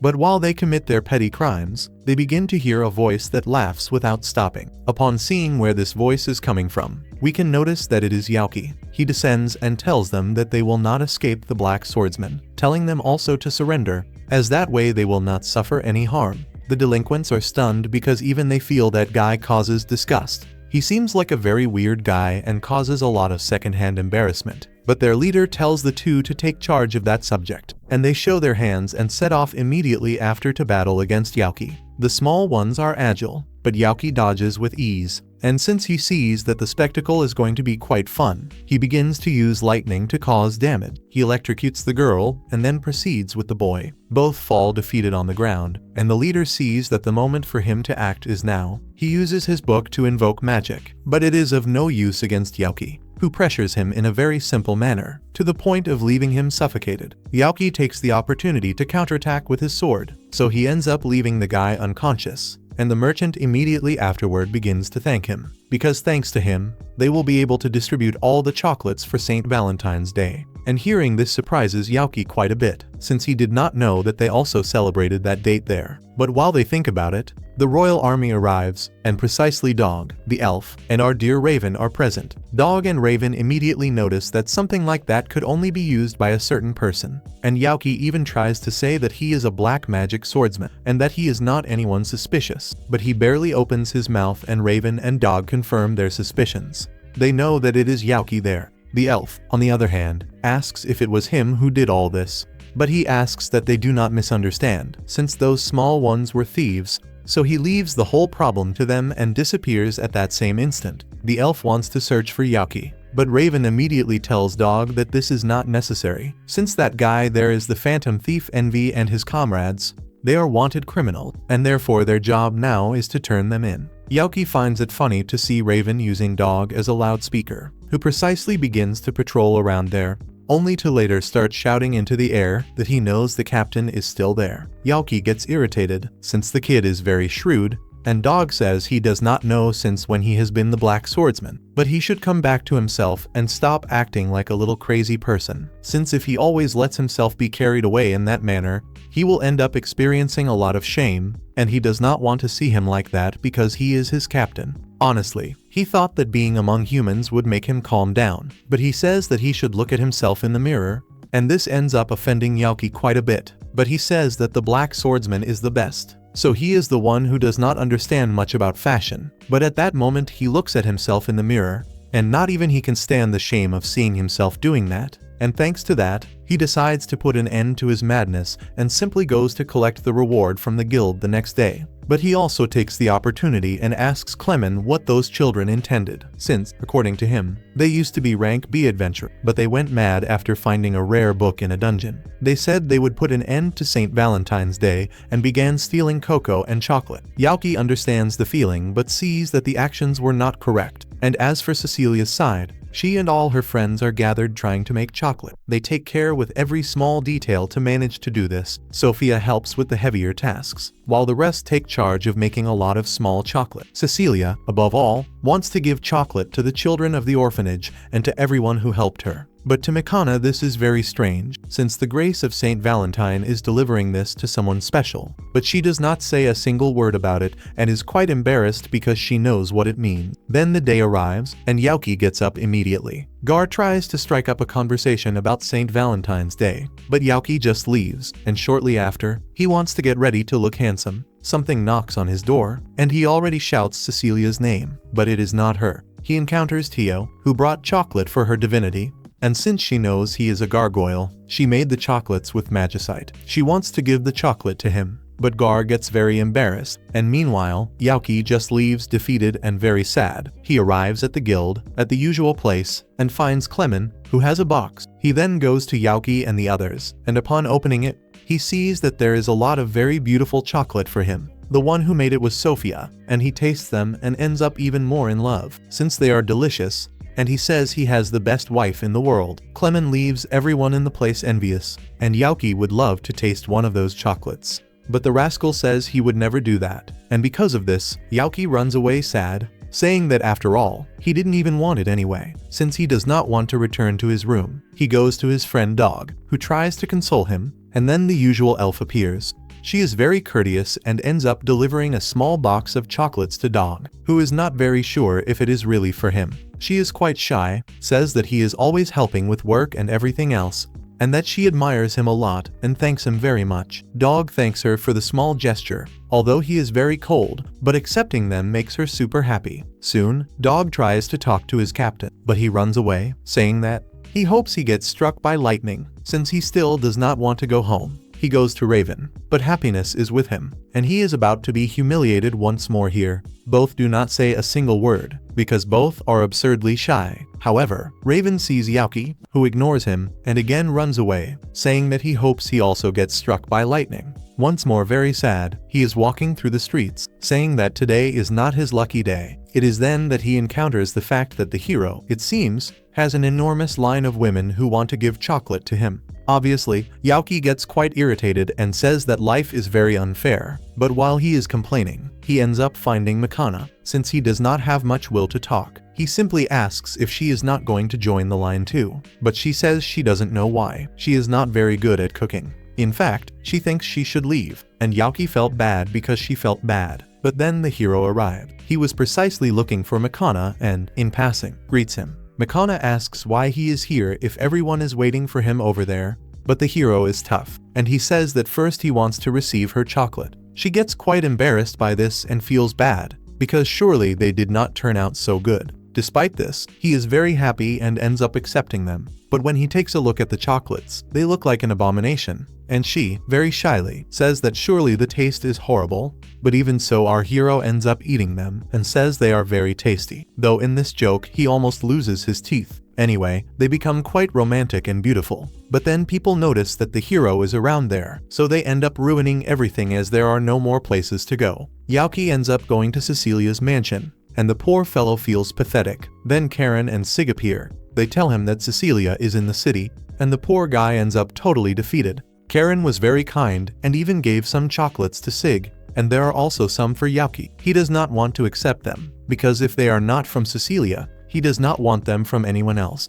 But as Karen insists a lot, he ends up accepting them humbly. But at that moment, Dog also arrives, warning that Envy has ended up escaping from prison. In the city, Cecilia is fulfilling her promise and distributing chocolates to the children. But suddenly, heavy footsteps begin to be heard. It is then that an enormous monster, with those 3 kids on top of it, begins to destroy the area. Envy says that he speaks for all those who suffered because of St. Valentine's Day and starts using his monster to steal every chocolate he finds. The 3 of them say that the pretty ones can go to hell, and very happily, they begin to destroy everything related to chocolate. The hero encounters them and starts to face them. But according to them, the hero who receives chocolates all the time will never understand what they feel. Envy also agrees, stating that people like him always look down on people like them. It is then that they try to crush Makana and the hero. Fortunately, they dodge, and the others arrive. Yuki tells his friends to take charge of moving the people away while he begins to climb up there,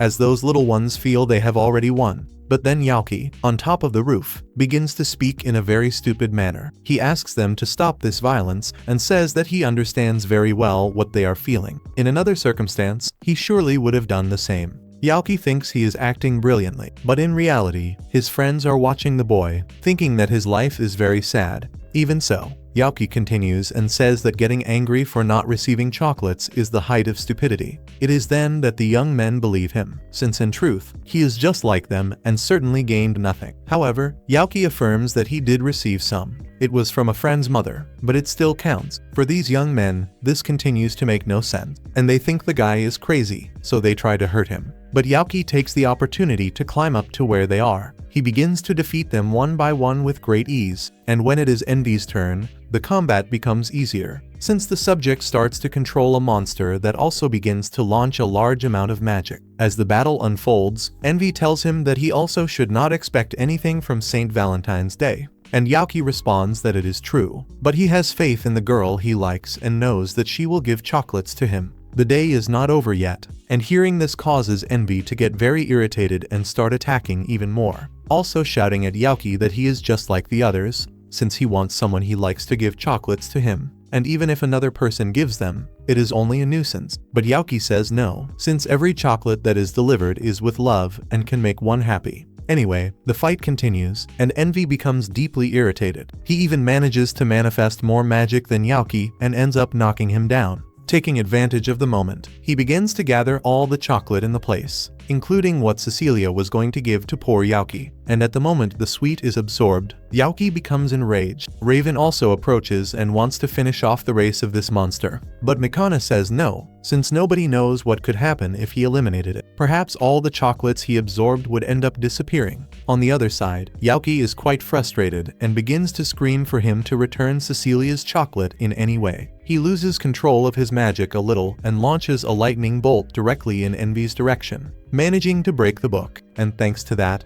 the monster falls apart, and the chocolates end up disappearing. But when Envy was falling, the hero appears and saves her. Although he notices something strange, Envy, in reality, is a girl, and very embarrassed. She tells him to shut his mouth, because there are also girls who hate St. Valentine. In the past, she tried to give chocolates to a person she liked, but the boy said he does not like tomboys and will not want anything from her. This did not happen only with him, as the other boys also did not want to receive her chocolates. And because of that, she ended up becoming like this, embittered with life. However, the hero says that she is very mistaken, and if they are delivered with affection, he gladly accepts any chocolate, no matter who it comes from. Immediately he wins Envy's heart, and the hero ends up with all the glory. But what about the one who did all the work? And because of that, he curses all the handsome men. It is then that, out of nowhere, Cecilia appears and goes to his side, and asks if he would accept that gift. Obviously, Yuki says yes, and with that, everyone goes to their homes. Yuki then reunites with his friends, and they see that he also won some cookies, as it seems that Cecilia gave that to everyone. However, upon opening it,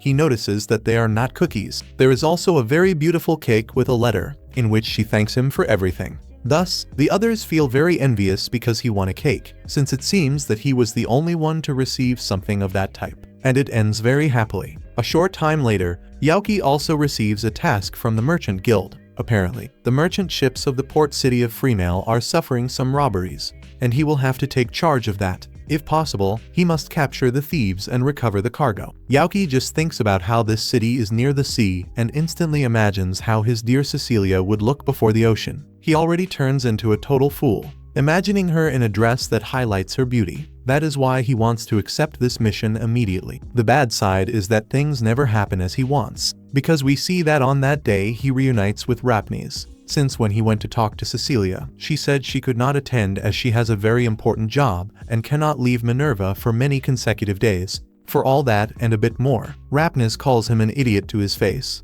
Though Yuki already knows that and knows it is his fault, but simply Cecilia could not come. Before continuing to complain, he notices that Rapnese has the weapon, which was made with his feathers, and she mentions that it was actually made from his body. And that sounds quite weird, so Yuki tells her never to speak that way again. While they are playing around with that, Raven ends up arriving, and he did not expect to find Rapnese there. Once again, these two are extremely shy, but at least Rapnese goes to greet them in a friendly manner. Raven ends up noticing that she is using the ornament he gave her as a gift, which makes both feel even more embarrassed and completely freeze up. In any case, Raven asks Yuki why he brought her, because after all, it is not a fun trip. But Yuki clarifies that she will help in combat, although it does not seem like it. She is very good with magic, and Raven did not expect that either, since he did not even know that about her. They do not talk, right? They just stay there looking at each other's faces, all shy. But for Yuki, it is normal that he knows nothing about her since they barely know each other, and he should just continue trying to get to know her better. With that said, everyone gets into the carriage, but Raven, instead of sitting with Rapnese, sits next to Yuki. This guy is a total failure. Man, there is no way. However it went, they continue the journey until, finally, they arrive at the place, and Yuki says he is going to meet with the client. Meanwhile, they should go collect information, which obviously is a small trap by Yuki, so that they spend some moments alone. What he did not expect is that Rapnese would be very direct, and simply go to fulfill the mission. She asks a man passing by about the thieves, but since she does not express herself very well, Raven has to help her, but he has to do so by writing little notes. Thanks to that, the man understands what they are referring to, but clarifies that if they knew who was stealing, they would not be in trouble. This here is the purest truth. The situation is so grave that they even stole while the guards were present. To Rapnese, this is very strange, and the subject also believes so.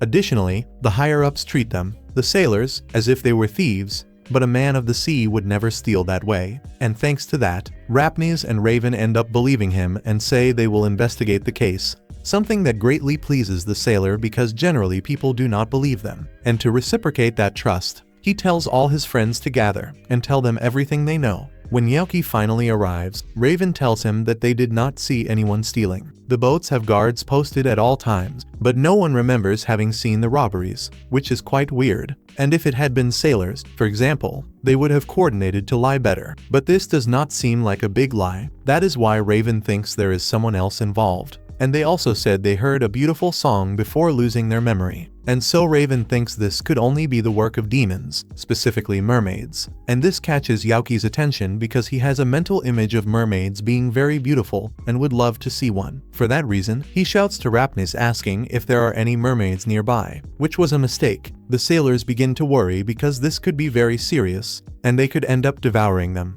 Due to this, they despair and ask the adventurers to please finish off the mermaids, and they feel the fear of the others, and Yuki does not understand very well why. Therefore, they explain to him that many sailors lost their boats or their lives because of the mermaids. Before, these seas were safe, but now they are afraid to sail, and Raven uses Yuki as a loudspeaker to tell them that his name is Raven, the captain of the Knights of Clarine. As a knight who swore to protect his people, he swears that he will defeat the mermaids, and the sailors learn that this man is part of the hero's party, which fills them with hope. Although Yuki has many doubts regarding the mermaids, and for that same reason, Yuki ends up meeting with Rapnese. He wants to investigate something interesting, which is that from the human perspective, demons are something terrible, and Rapnese calls him a hikikomori, or rather, an antisocial person who talks to no one, since what he is saying is something perfectly normal that everyone already knows. To begin with, they are part of the demon army, which intended to conquer humanity, and to Yuki, this is the truth, but somehow, he ended up forgetting about it.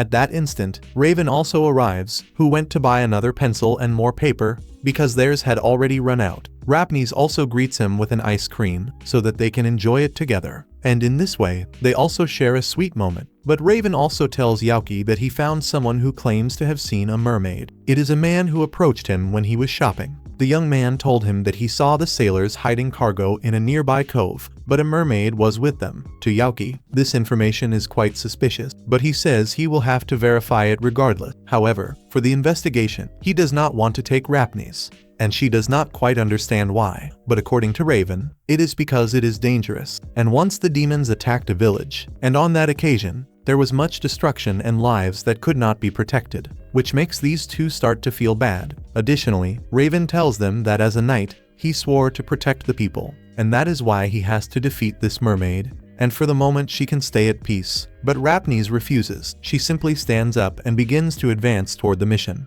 And Yuki also tries to reassure Raven, saying that she is 100 times stronger than she looks. In this way, they end up arriving at a cave, where they find a pile of boxes containing all the stolen cargo. However, the passages to get to where they are too small for the boats to pass through. And at that instant, Raven feels that there is something in the sea. And that is when the first mermaid appears, in a quite beautiful manner. Rapnese and Yuki stay there looking at her, dazed, but Raven warns that they need to cover their ears. Suddenly, the creature begins to sing and saturates their minds, but the one who takes a step forward here is Rapnese herself. She uncovers her ears, because she begins to sing with the same intonation, cancelling out the voice of the mermaid, and with that, Raven prepares to attack, and Yuki also needs to do the same. Yuki supports Raven, surrounding the mermaid with rocks. In this way, he simply corners her in a very simple manner. The mermaid does not even have the intention to fight. She begins to cry, saying that she does not mind losing her life, but she asks for help because some humans also captured her friend. She claims that she did nothing, and therefore she asks for them to save her. At least that. But Raven cuts her off at that instant, saying that he will not let any demon deceive him. The poor girl begins to cry, and Rapnese does not like that at all. She approaches and places herself in front to defend the mermaid. Raven and Yuki, and even the mermaid herself, are stunned by this act. But when she regains her composure, Raven asks for Rapnese to step aside. She continues to refuse, which confuses Raven, who does not understand why she is protecting a demon. And Yuki immediately goes to his friend and asks him to please lower his sword. And that is why Raven also thinks that he is on the side of the demon. And Yuki explains that he is not. If she had harmed humans, he would be in agreement with eliminating her, because he would also have no mercy for anyone who harmed him or his friends. But it seems that she has a reason, and it costs nothing to listen to her first. This, added to the fact of seeing Rapnese also imploring that he does not kill the mermaid, makes Raven stop. The downside is that she feels terrible, for she has memories of when she was treated in the same way by hunters. Therefore, Yuki approaches to try to console her, but she realizes that her friend has also become a bit stronger. And while the mermaid just observes the scene, Yuki asks for her to tell what is happening. For the mermaid, it is difficult to believe that they are trusting her, but she notices that Raven is not at all like his friends. He is quite suspicious of everything, which makes everything even more uncomfortable. And that is why Yuki wants everyone to introduce themselves. He begins by saying that his name is Yuki, the adventurer, and that he is delighted to meet her. But this only makes the situation even stranger. Even Rapnese judges him for behaving this way. But despite that, Yuki stands firm, and she says that this bitter woman is named Happiness, and the one throwing a tantrum with his back turned is named Raven. Because of this, she introduces herself as Sheik and explains that she tried to put them to sleep because a human ordered her to do so. Normally, they try to avoid approaching humans, but one day, while she was playing with her friend named Misaki, something very terrible happened. They ended up being surprised by a sudden storm, and what she learned shortly after was that she had been captured by humans. Then she met this man, who told her that if she wanted her friend to remain alive, she would have to do exactly as he commanded. That is why she is following this human's orders and saying to put the sailors to sleep. It is then that we see how the bandits mock the captain of the knights, who begins to investigate them, meaning they will have to move away from the island. However, Raven suddenly appears, so they begin to act, saying they were worried about him, and that it is a pleasure to see him well. Raven, in contrast, speaks with disappointment and states that these are the thieves, The bandits, upon hearing his voice, begin to laugh. On the other hand, the young raven is not playing around. Now he knows that the mermaid is superior to them, since she at least cares about her friend, and he does not intend to take their lives. But he will ensure they are judged according to the law. The bandits, seeing that he knows the story, say they will have to punish the mermaid later and command everyone else to fight against Raven. However, he single-handedly takes them down one by one, attacking without any kind of fear and beating everyone as if it were nothing. The best part is that the man is truly very angry, which makes everyone want to run away. But Yuki was also waiting for them, and he tries to act in a cool manner, saying he will take revenge for their having used a poor mermaid, but Happiness tells him that he is just getting in the way. In this manner, she begins to fight alone, sending every one of them through the air, greatly surprising Raven. The fight continues until everyone is captured. They even try to manipulate Raven, claiming that the mermaid was deceiving them. However, once again he has no patience and asks where her friend is located. It is then that they go to the place where the mermaid's friend is supposedly held, and they find her in a small box. She seems to be suffering greatly, so they immediately send the lid flying through the air, thus liberating the poor girl. But she is somewhat careless, so Happiness had to help her. And when she is finally calm, Yuki asks if she happens to be Misaki, and she confirms that she is. In passing, she tells the group that they can exchange their fins for feet, but upon doing so, she loses her power. Yet once again she is careless and becomes quite embarrassed, which is why Happiness calls Yuki a complete pervert and considers accusing him. Right after that, they go straight to find Sheik. She immediately embraces Misaki because she was very worried about her friend, and after doing so, she thanks them from the bottom of her heart for having helped her friend and says she owes them her life. Misaki is obviously also very grateful for this, and to demonstrate it, she thinks of singing a very beautiful song for them. There is no danger, so they can remain calm. The song is titled, "Thank You Very Much for Saving Us," which is a title that is not very creative, but when they begin to sing with a beautiful sound, being completely free in the sea, they begin to perform a spectacle for the three of them. The song is so beautiful that it makes them feel quite good. However, Happiness does not intend to lose, and therefore she joins the singing of the two, which greatly impresses the mermaids, especially Sheik, who does not understand what is happening. But for Misaki, it does not matter, she just continues singing, and the three of them create a very beautiful and cozy rhythm, which, by the way, makes Raven look completely dazed. Soon after that, they end up saying goodbye and thank them once more, and Yuki asks that they please stay away from bad people. Before they depart, Raven also apologizes to Sheik, as he now realizes that he acted in a very mean way. The only thing Sheik does regarding this is give him a little kiss on his cheek, and with that, the two of them leave, and Raven does not quite know what to think. Happiness knows very well what she wants to do right now, and first of all, she apologizes to Yuki because the next thing she does is send him through the air with her powers, and shortly after, we see that she went to give our dear Raven a big kiss, and when Yuki turns around, he asks what they just did. After a while, we see how Yuki received a message from Cecilia via Jill, but she ends up acting in a slightly strange way, much more serious than usual. Yuki wonders why as he is heading out, but then he ends up hearing shouting. She begins to embrace Gar, saying that he behaved very well, just as she had asked him. And furthermore, she brought more of the cider that he likes so much. However, Gar is worried because she is a bit crazy and is spending all of her money on this. Although, according to her, eating does not matter. She only wants to see him happy. Yuki ends up telling all of this to Cecilia, and both find it very funny. But at the very least, they realize that Jill likes him quite a lot. This leaves Yuki feeling quite pensive, and when he leaves the mansion, he realizes that he had a lot of fun, but he is not sure if he wants things to continue this way. For this reason, he ends up meeting with his friend Duke, who does not quite understand why he was called. Yuki tries to say that he only wants romantic advice, and Duke mocks him because it seems like he has no friends, although, according to him, he does indeed have them. In any case, Duke asks what the problem is, and Yuki explains once again that it is about his love life. He also remembers that he can use a spell called Vanish Wave, which makes him invisible. Well, this time, let us say that he used it when he left Cecilia's mansion, because he wanted to see what she did after he left. It was then that he encountered Cecilia training intensely, and honestly, Yuki has no idea why she exerted herself so much every day. Therefore, he says he is worried because he does not know if he knows the girl he likes so much very well. Meanwhile, Duke is judging him in an absurd manner, asking if he is crazy or if he happens to want to be arrested for trespassing or harassment. But since Yuki only wants romantic advice, he tries to set that aside, even though it is indeed an offense. He says that, honestly, he does not feel that things are going poorly between him and Cecilia, but as much as he says he likes her, he never does almost anything on his part. In his honest opinion, he is nothing more than a coward, and he makes Yuki wonder if he wants to spend his entire life drinking tea by her side and nothing more, because their relationship will not go anywhere if they do not get to know each other better. Honestly, Yuki accepts the advice and tries to give thanks, but Duke warns him that, from now on, this is the first and last time he will forgive his stalker-like behavior.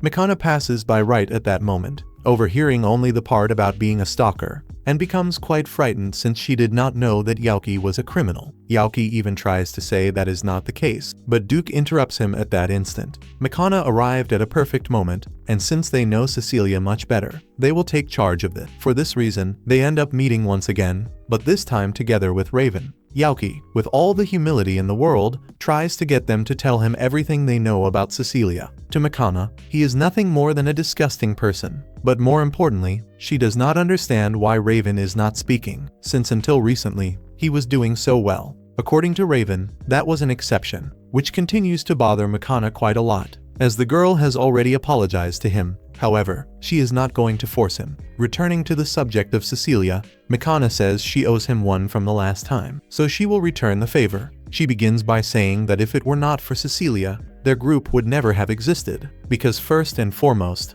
Yuga is a magnet who brings trouble with women. On the other hand, the swordsman cannot even communicate, and honestly, Mikana is the one who increases the problems the most. However, right at that moment, Cecilia appears like an angel, and she always finds a way to relax the environment. According to Raven, she was also in charge of organizing everything, but this bothers Yuki quite a bit, as they should have worked as well. However, Raven asks him not to misunderstand. They always divided the task. For example, he himself cooked, and Mikana did not because she does not know how to do any of that. Yuga even knows how to cook too, but for some reason, whenever he went to get the ingredients, he ended up getting into trouble. Meanwhile, Cecilia and Mikana were in charge of collecting information, since Raven is not suited for that due to his incredible voice. The person in charge of managing the money was also Cecilia because Yuga apparently did none of that. But it is thanks to Yuga's problems that they always ended up helping someone, and therefore, although he is a complete imbecile, they have affection for him, since the fellow is a genuinely noble person, as incredible as it may seem.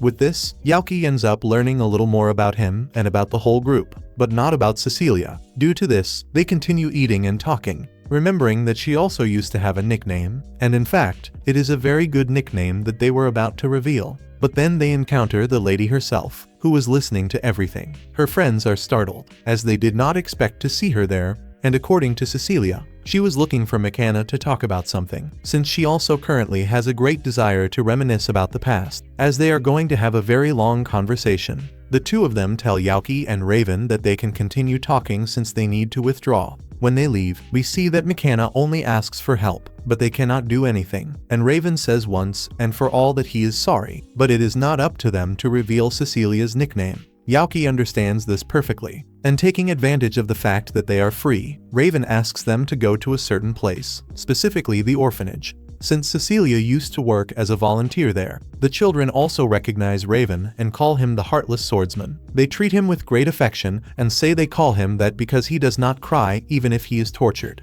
At that moment, the children also ask Yuki if the Holy Mother is coming, and Yuki does not understand what they are referring to. The children say they want their sweets, but since she did not come today, Raven takes charge of delivering them. As they are leaving, we see that Raven is truly hurt by having this reputation of being a heartless person without feelings, but he takes the opportunity to mention that Yuga also has a nickname, is Wandering Hero.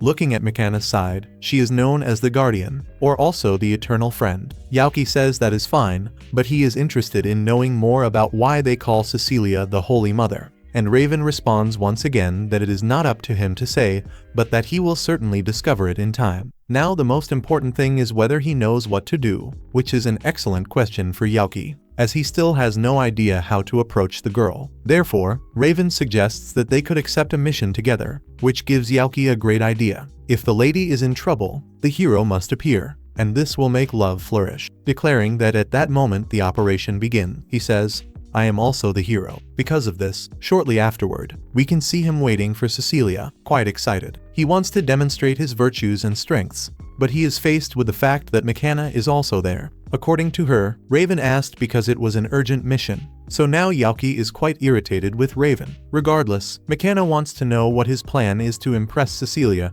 and wants him to tell her everything so she can evaluate it herself. According to Yuki, today's mission is to eliminate the undead in a mansion. But this mission is perfect for Cecilia to shine, which was not what Yuki wanted. He wanted her to run away from all those monsters in fear, and he would appear to save her, so that the two would end up falling in love with each other. However, McKenna realizes that this is complete idiocy, since Cecilia is a priestess and can finish off those creatures very quickly. Since there is no turning back, she says that he can focus on the offensive along with Cecilia. While one provides the strength to defeat the enemy, she will stay behind just providing support. And in this way, they could create a bond of trust, which is very good. Just at that moment, Cecilia arrives. She finds McKenna and is quite happy, because she also brought another person to serve as support, and that person is Happiness. With everything ready, they decide to go straight to the mansion. Happiness and Yuki are already excited because they are going to defeat many monsters, but McKenna stops him because he needs to remember the plan. Thanks to this, they agree that Yuki and Cecilia will stay on the offensive,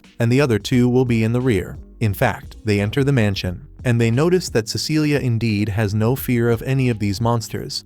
As soon as the creatures appear, she already uses a simple spell and eliminates everyone, truly honoring the fact that she is a formidable priestess. When a large group of monsters arises, Yuki takes charge of gathering them so that she can do the same, and the combination is truly very good. In a short time, they have already finished off practically all of them. In any case, Yuki worries about her, asking if she does not get tired from using that spell. But according to her, she actually does not. This is one of her most basic spells and has maximum efficacy. Nevertheless, he still worries and offers some water so she can stay hydrated. Seeing that he is very attentive surprises McKenna, but according to Happiness, the captain is just like that. Therefore, McKenna assumes that he is one of those people who ruins things when they think too much. But in reality, he is very kind. Right after that, they go straight to the boss's room, since these monsters must have someone controlling them. As they do not want to waste much time, they move directly forward. When they see him, Yuki notes that he is an undead king, and that crown makes him look more imposing than he really is. Although according to Cecilia, he is not that different from the others. He is only a bit more intelligent. Hearing this makes Yuki find it very funny, and so he goes directly to face him, saying that poor soul lives in a house that does not belong to him, and he will have to be returned to the afterlife.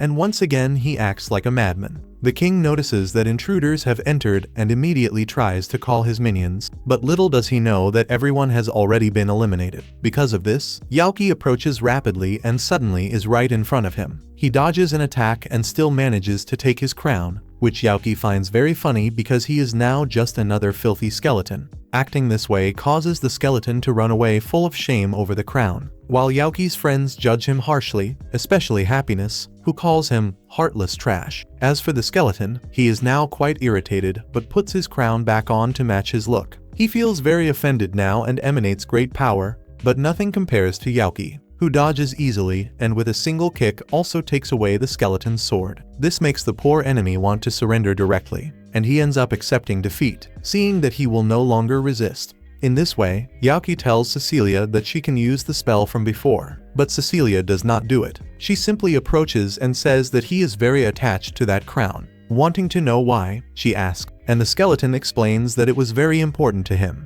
Although he does not even remember a reason, he knows it is something very significant. Cecilia tells him that he could have been some king in his past life, and therefore they see that his attitude is quite noble. She says she will make him rest along with his crown. Seeing this way of acting makes Yuki remember something. She had the same attitude before when she decided to forgive him. Meanwhile, Cecilia begins to invoke her spell, but this time it is different. A light appears and begins to purify the skeleton, who feels warmer than ever. He even begins to hear the voice of the one he loves most, and thus he ends up being liberated from his suffering. However, Cecilia finishes very exhausted from using advanced magic. The good thing is that they have already finished eliminating all the undead, or at least it is assumed so, but it is necessary to take advantage of the fact that Mikana and Happiness did nothing, so they will have to take a walk just as a precaution. In the meantime, Yuki decides to take Cecilia to rest in the carriage, but she is exhausted and can barely remain standing. Yuki sees that she used too much magic, and therefore needs to carry her on his shoulders. She says she is sorry, but she was concerned about purifying the crown as well. The problem is that when trying to move forward, she cannot move a single foot.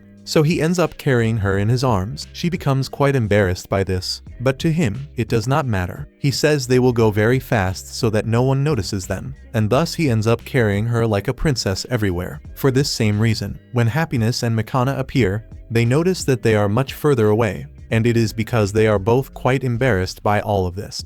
When they arrive at the city, Mikana and Yuki descend first, and Yuki immediately asks how poorly she thinks he performed. However, Mikana says she does not want to give an opinion on that, and he feels that he did very badly. Although that is not the case, she clarifies that saying nothing will be best, since she saw that without her saying anything, he acts well. Because of this, she advises him not to overthink everything and just continue putting in effort as always, something that honestly Yuki cannot understand. Even so, they end up saying goodbye, but Mikana and her Camille think that she herself also needs to put in more effort. A short time later, Yuki visits Cecilia again at her mansion, and she asks if he has been to the orphanage because the children told her. Since that was the case, she needs to ask him a favor regarding her nickname. Basically, she does not want them to call her that. Yuki says there is no problem, but he would like to know why, although it is not necessary for her to tell him.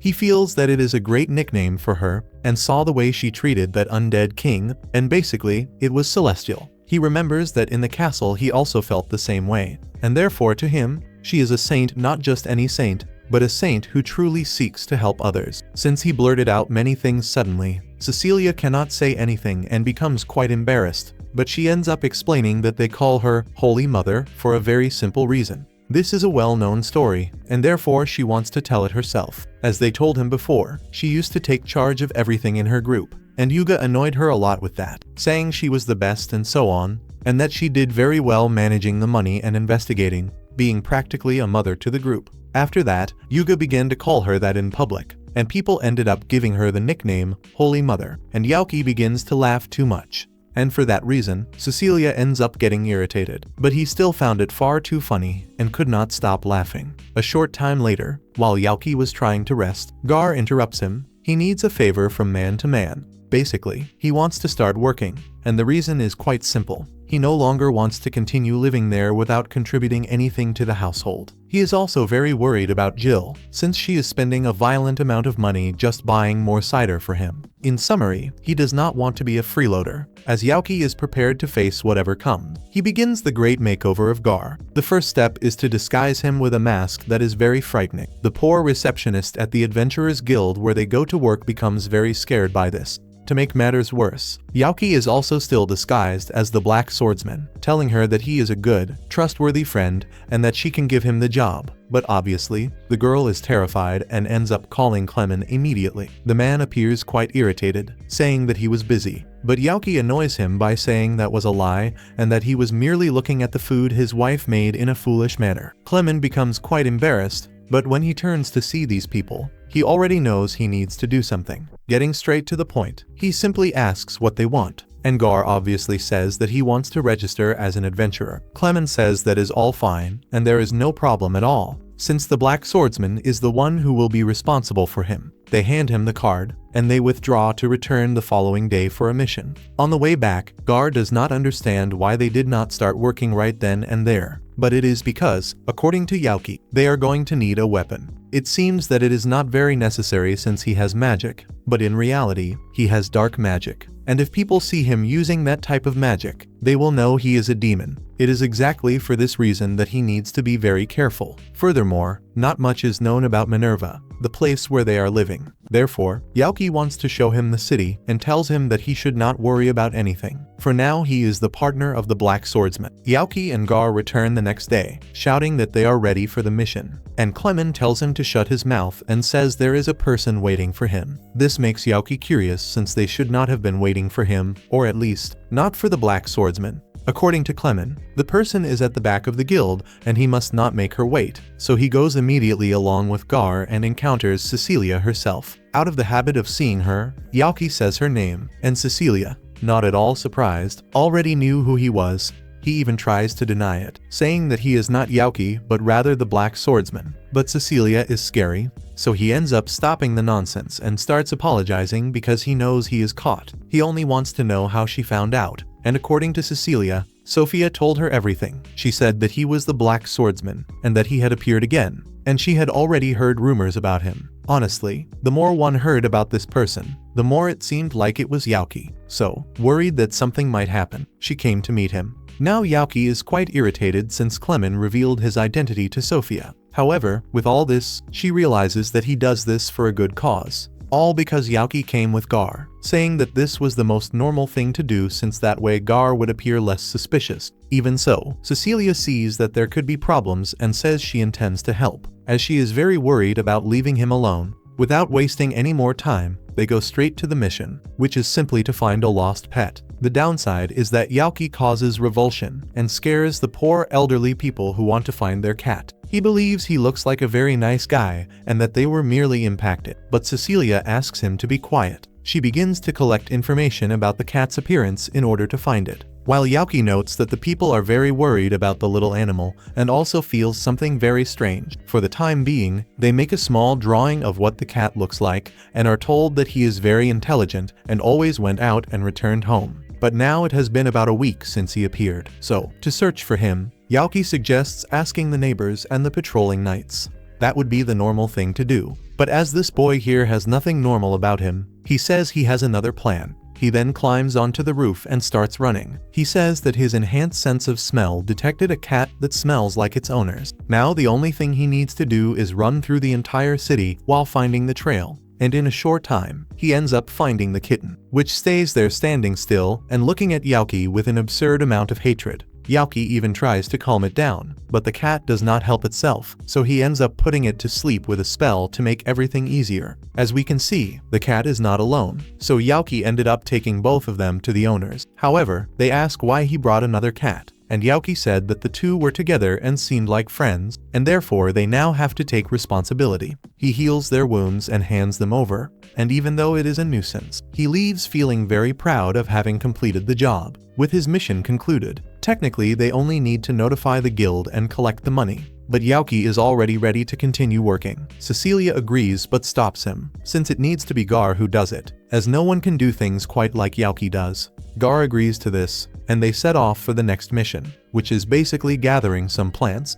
In this case, Yuki teaches him that although he could gather a lot of plants, he needs to leave some for others. If he does not do that, there would literally be no work left for the adventurers who just arrived. When he succeeds, Yuki goes to congratulate him, saying a bunch of nonsense. But Gar stops him right there and says it is better for them to go to the next mission. In this case, he will take charge of exterminating some goblins, that famous Goblin Slayer mission that every adventurer must go through, since it is Gar's first combat. Yuki wants to help him along with Cecilia, but they soon see that Gar does not need help. The guy is tough and finishes everyone off in a very simple manner. When he finishes, they go straight to the guild, and Gar receives his first reward. He is very happy because now he knows what it means to work, but he realizes that Jill has been doing this all the time despite being so weak. Because of this, he considers that he needs to put in much more effort just to pay off his debt to Jill, something that greatly pleases his friends, who were ready to support him the next day. However, Gar says that it is not necessary. In fact, he has already more or less understood the system of the missions and wants to take charge by himself from now on. Having said this, he prepares himself and sets out on his way directly to work, while Yuki, or rather,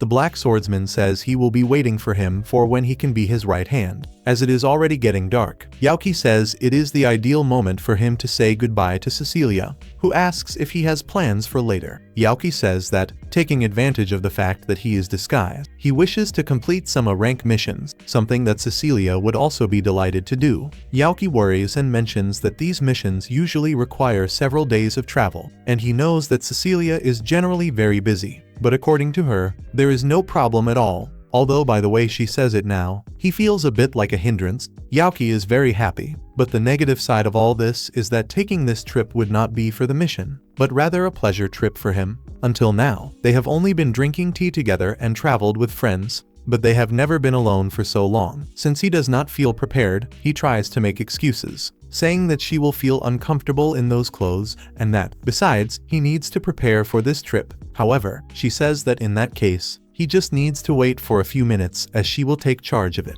After some time, we see Cecilia arrive. Now she is disguised in a very peculiar way, introducing herself as a new adventurer named Cecilia. She is very happy because with these outfits, no one will recognize her, who in these clothes would suspect that she is incredibly well equipped. Therefore, there will be no problems at all taking a long trip. As they have no more options, they simply set out on their journey. The mission consists simply of observing some ruins, but to Clement, it seems like a nuisance to do so, so he is very grateful for it. To Yuki, this type of mission is very simple, and he says it generates an absurd laziness. But according to Cecilia, this type of task is much more important than fighting monsters. For example, she tells him that there are no villages where they can rest along the way, and they do not even have a royal road, so the situation is quite dangerous. What Cecilia is trying to say is that reaching the ruins in itself is already an absurd danger, and that is why these tasks are very difficult. When they are inside, they will need to conduct investigations, yet without altering anything.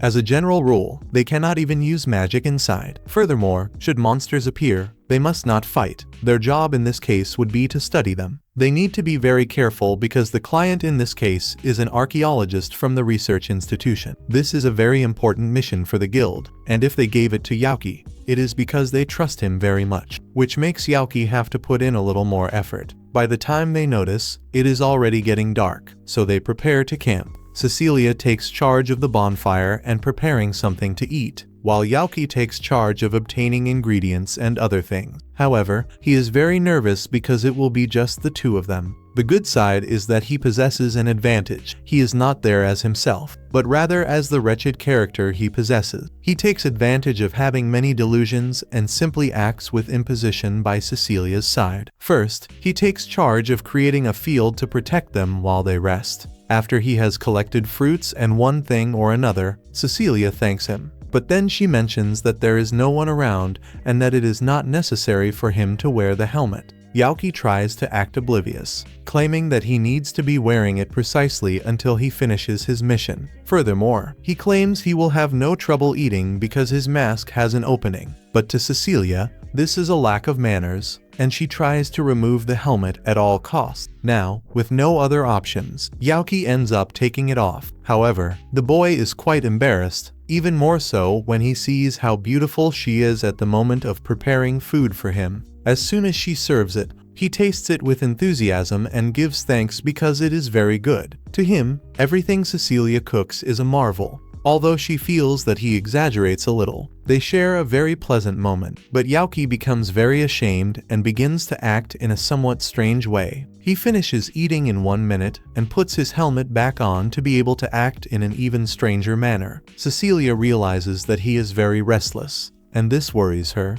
but he asserts that he only needs to sleep. So, it is already time to lie down. This ends up making her quite sad, since the girl does not want to do that yet. To Yuki, this is a very good thing, but he notices there is something very strange about the girl. Even so, he tries to say that they have worked since early morning and assumes that she is also very tired. But Cecilia laughs and responds that, in reality, she has carried out many more missions than the Black Swordsman, and it was not for nothing that she was one of those chosen to defeat the Demon Lord with the hero's party. Right after that, she cannot hold it in and begins to laugh a lot, since she was only imitating the Black Swordsman. In the end, they try to rest, but Cecilia cannot stop thinking about something that happened. Apparently, she met with King Darth to be able to refuse a request. Apparently, another person asked for Cecilia's hand in marriage, and the king assumed it is because she must like the young man in the dress, but she prefers to say nothing. However, for the king, this is quite problematic because the person who asked for her hand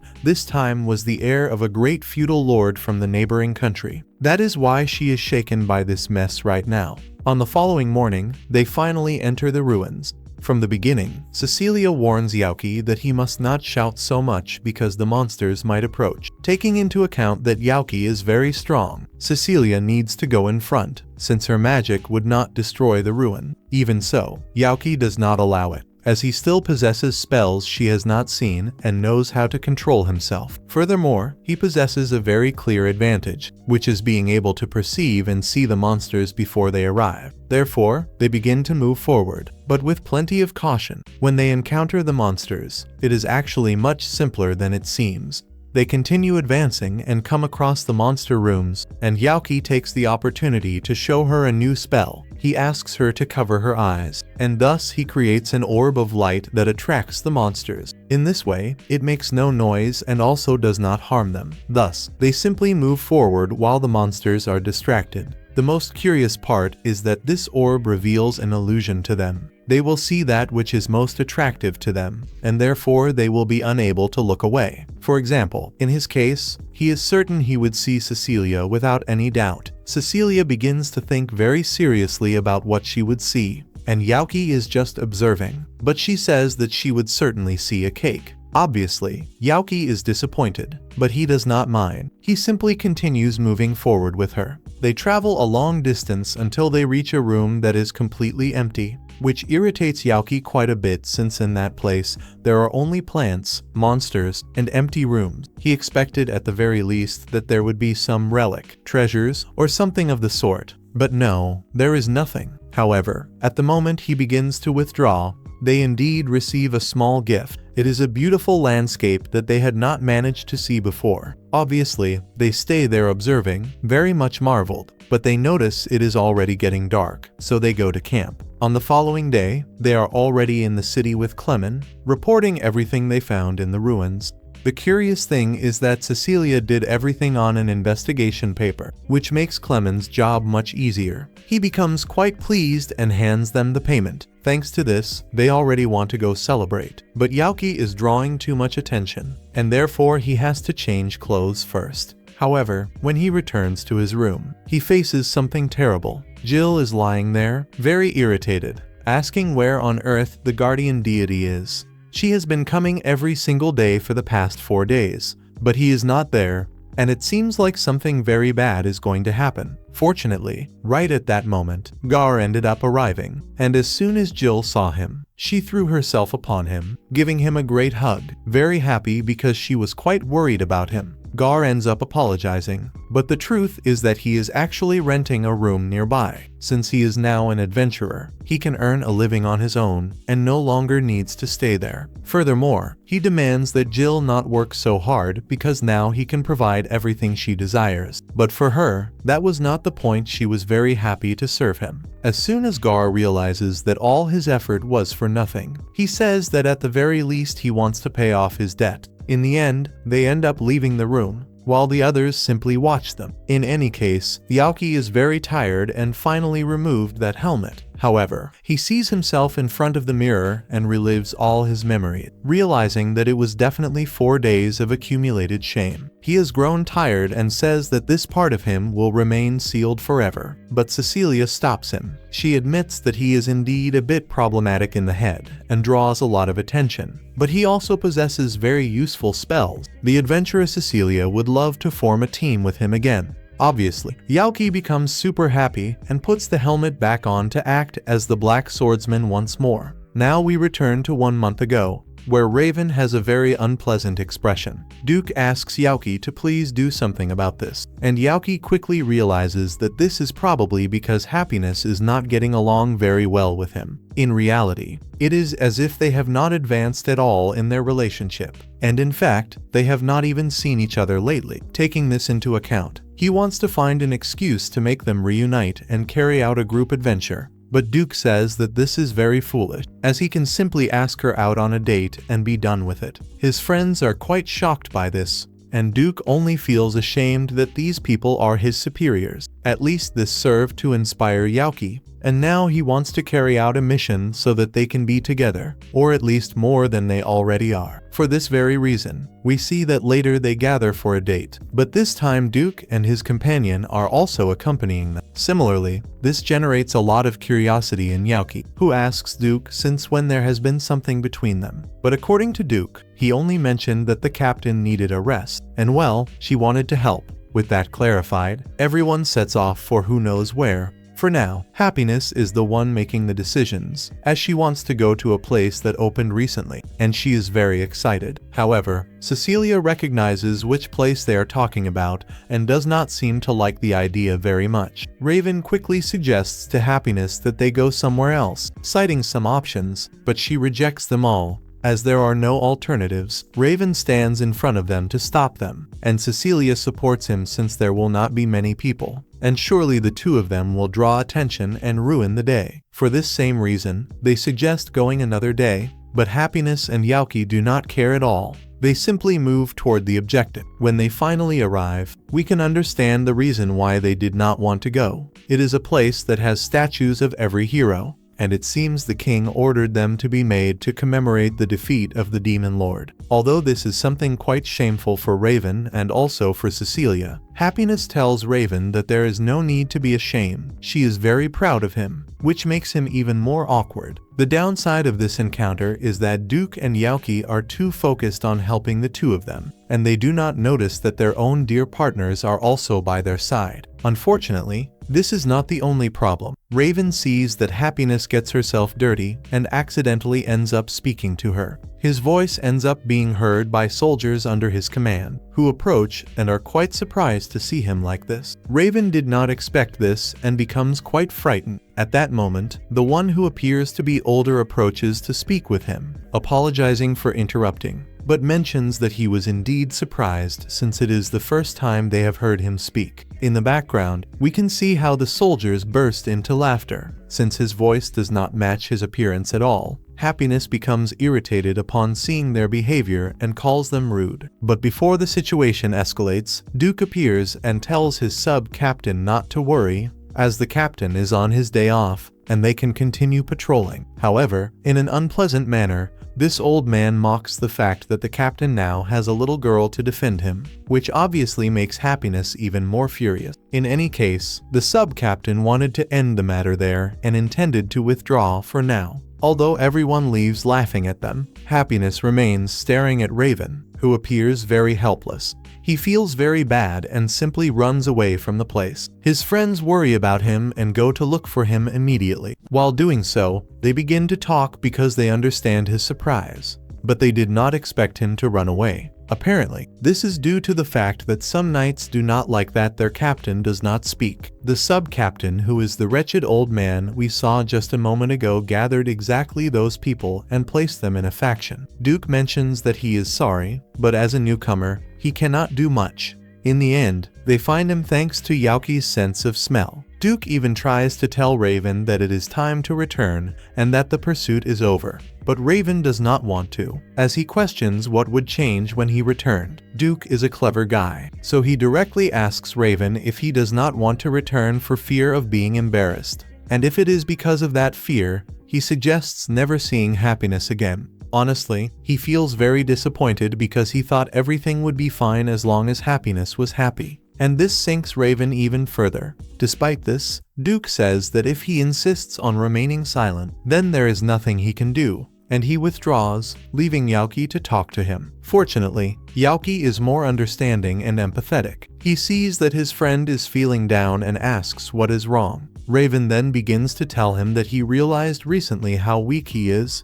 and he reminds him of that mission they carried out at sea. On that day, Happiness mentioned she had a secret, and since she seemed to be afraid, he assumed it was something very important. But now he feels bad about himself, questioning how she could tell him her secret if he spends all his time just worrying and being nervous. He lives insecure about his voice and always spends his time running away. And for that reason, he wished he had the courage to approach the girl he likes. just as Yuki did with Cecilia. In fact, Yuki ends up agreeing. He acts in a somewhat strange way and says that, in reality, he is a pitiful person since he had to wear the helmet the entire time he was with her. That is why he asks his friend to stand up. Those legs he has are not for decoration, and he is by no means a weak person. He says this because, just like Duke and Happiness, he trusts Raven. Thus, Raven becomes curious, since Yuki acts like a madman every time. Yet he is feeling a little better, the famous, good kind of madness. In the end, they return to the group, and Raven apologizes for being selfish. But without a second thought, Happiness steps forward and says she forgives him. Since they stopped pursuing the captain, Duke says it is time to go shopping, and this restores their spirits. So they all go there to do some shopping. On the way, Raven takes the opportunity to tell Happiness that he knows he is not yet worthy of trust, but that he will strive so that someday she will tell him her secret, something with which she agrees. However, a few days later, something interesting happens. Cecilia knocks on Yuki's door to warn him that Happiness has disappeared. It seems she will be absent for a while, but she leaves a very unsettling note. In it, she asks them to go to the woods within a month, although Raven has no idea which woods she is talking about. But Duke has a slight suspicion. So in a short time, Yuki ends up tracking Happiness with his sense of smell. But he ends up going with Duke and Zeke. Happiness was actually waiting for them and trusted they would arrive early. She says that she has already made up her mind and wants to show Raven who she really is.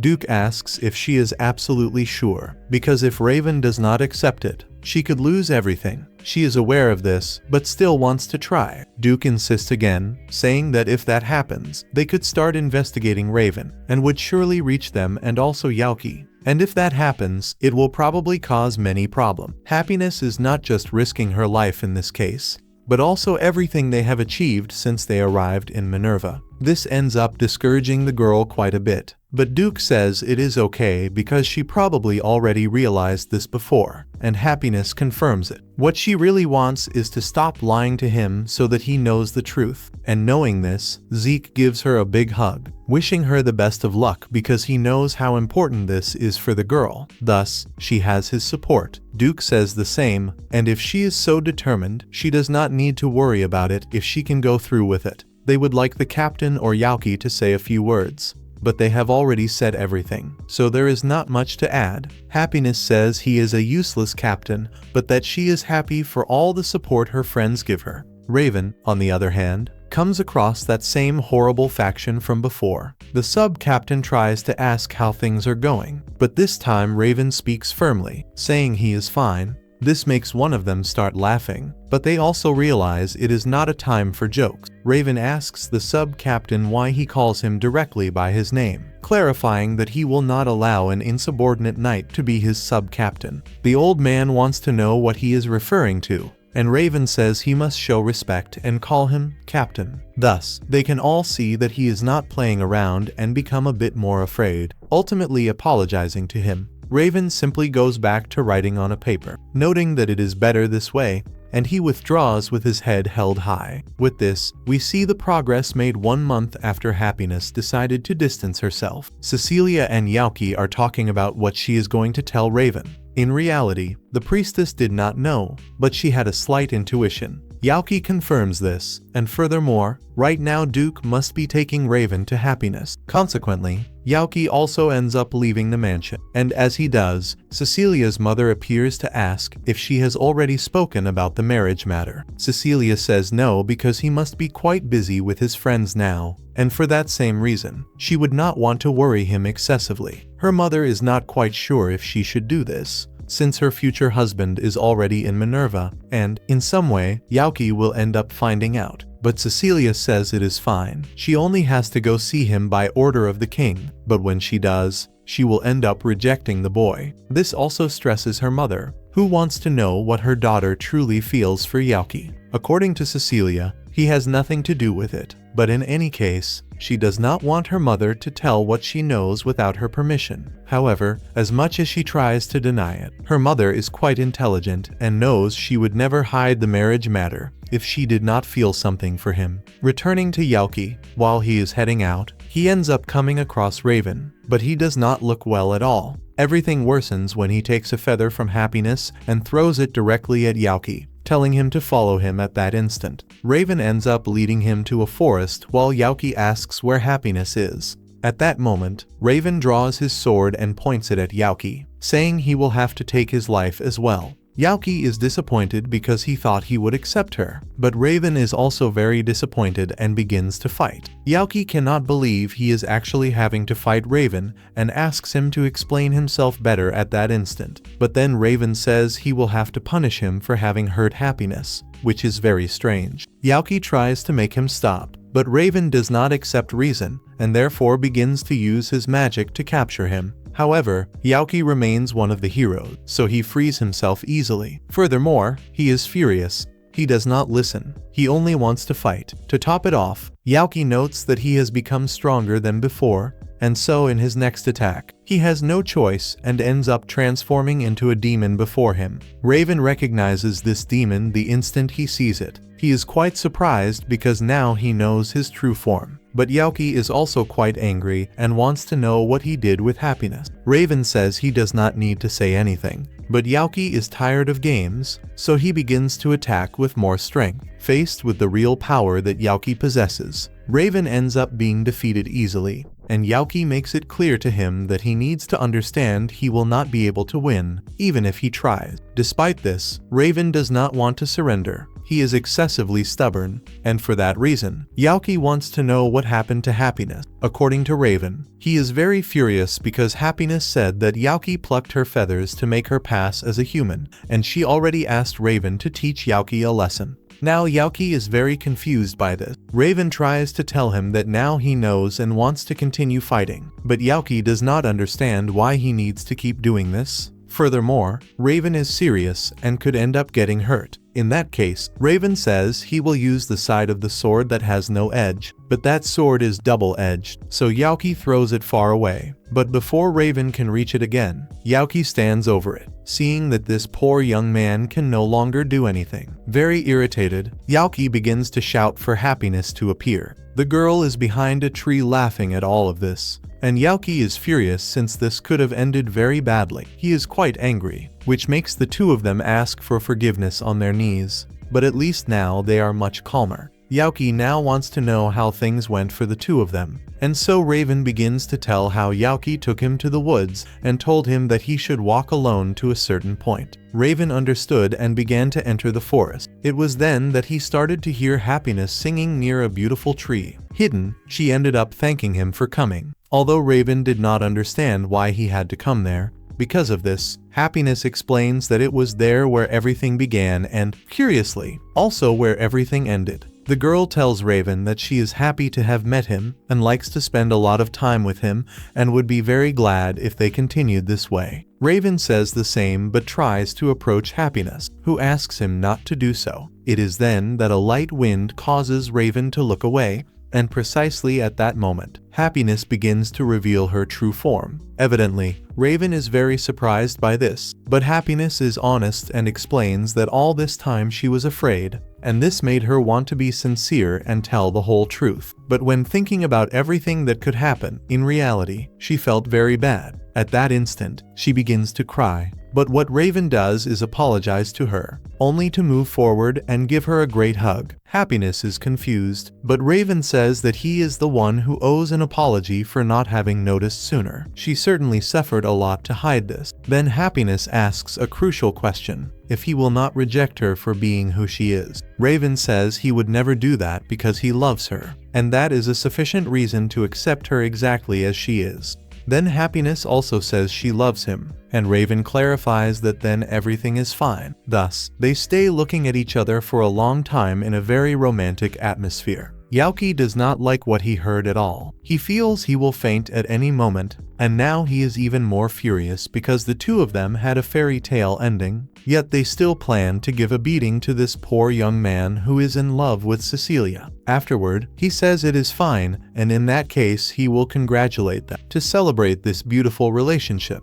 He leaves them chained. Furthermore, he will place a barrier against monsters so they can enjoy their time, since they are two lovebirds. After a while, Yuki reunites with Cecilia, saying he is very happy that everything went well between them. If it had not been that way, they certainly would not be drinking tea now. Cecilia is quite sad but hides it and takes the opportunity to say that she will need to be busy for a while. For this reason, they will be apart for an entire season. However, Yuki does not worry about this because he will be away from Minerva for a while, and this ends up confusing Cecilia quite a bit. But according to Yuki, it is because Yuga asked for help with a mission, and due to the express request, he will have to go to a mine with him, and they will be away for about 2 or 3 weeks. For some reason, Cecilia becomes jealous of this, as she sees that he has become very close friends with Yuga. But before they can start talking, Raven and Happiness appear as well, very irritated and looking for Yuki.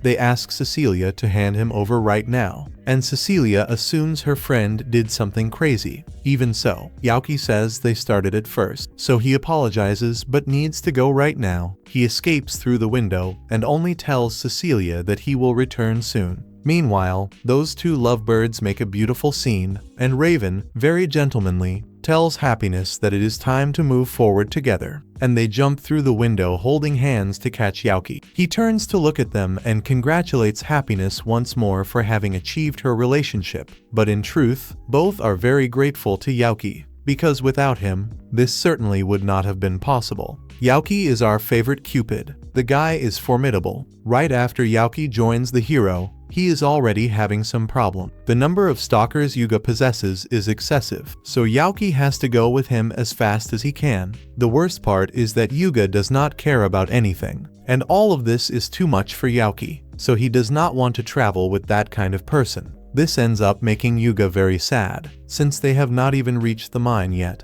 However, this does not diminish Yuki's irritation, and on Cecilia's side, we see that she is more beautiful than ever, and both Happiness and Sophia say she looks divine, that she should wear this outfit on the grand day, but Cecilia does not want anything, as she wishes to wear the same as always. However, they do not permit it, because she also represents her own family, so she must dress in something befitting her nobility. Yet she keeps stating that this does not please her very much. While they are thinking about this, Tio arrives saying that she has a visitor, and when Sai encounters Makana who is waiting for her, she only wanted to ask something about the magic of that nation, but she appears better dressed than usual, although she did not have the same clothes as before. According to Makana, she looks very well, which is a surprise since she almost never dresses like a noble. Then Cecilia explains that she has a meeting regarding an arranged marriage. Makana is quite surprised and asks what she means. She worries greatly and asks Cecilia if she truly agrees with this.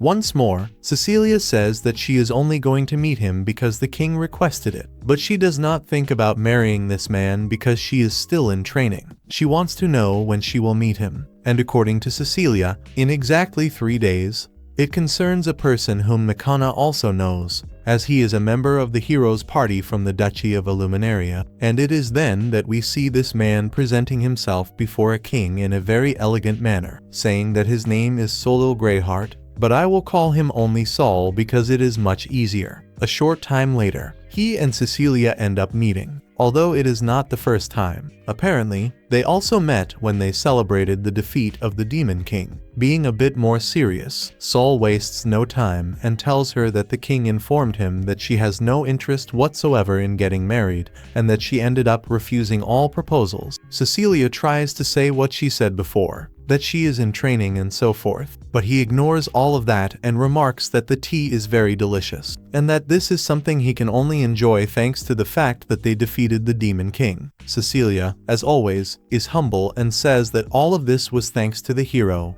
although she knows that in reality, the hero would certainly say it was thanks to everyone. Sol assumes it is so because for some reason he is the hero. However, He mentions that some heroes were tasked with fighting the Demon King solely because of their strength. He takes the opportunity to talk about Miller, whom she certainly already knows. And the fact is that this particular hero apparently is imprisoned in the Empire. In a very indifferent manner, Cecilia says that it is a pity, yet he continues to complain since each nation has its own hero. Although Cecilia must have an idea why. It seems that although the demons devastated humanity, the kings of each nation competed for supremacy. It is then that Cecilia understands what he is referring to. The real question is why people do not collaborate to be able to eliminate them. As a noble, she knows, and the answer is certainly the selfishness of the noble. Saul mentions that fortunately King Darts is a very humble man and is quite concerned about his neighboring nations, and for that reason, he ended up accepting Saul's proposal, since apparently,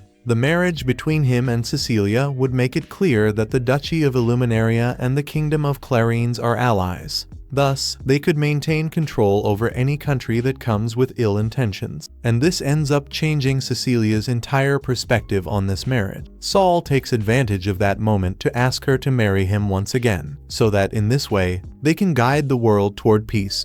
Meanwhile, we return to the poor Yuki, who is already at the mine and ended up finding something quite interesting. When they were excavating, the miners ended up finding a nest of monsters, but they seem quite cute, which makes this a problem since the workers want to play with the creatures before working, precisely because they are so cute. These men hired heroes directly since they wish to resolve the situation without hurting them. Yuga does not know directly that they will take care of it, but soon realizes that he has no idea what to do and asks Yuki. According to him, the reason is that Yuki gives good advice, and he thought that something could happen this time as well. This ends up irritating Yuki quite a bit, but he also worries since he has no idea how to act. Back to the proposal, Cecilia apologizes and says that this is too much for her. Even so, Saul does not lose his composure and says that she certainly just does not understand what her position is. But he is honest and admits that no matter how much he talks,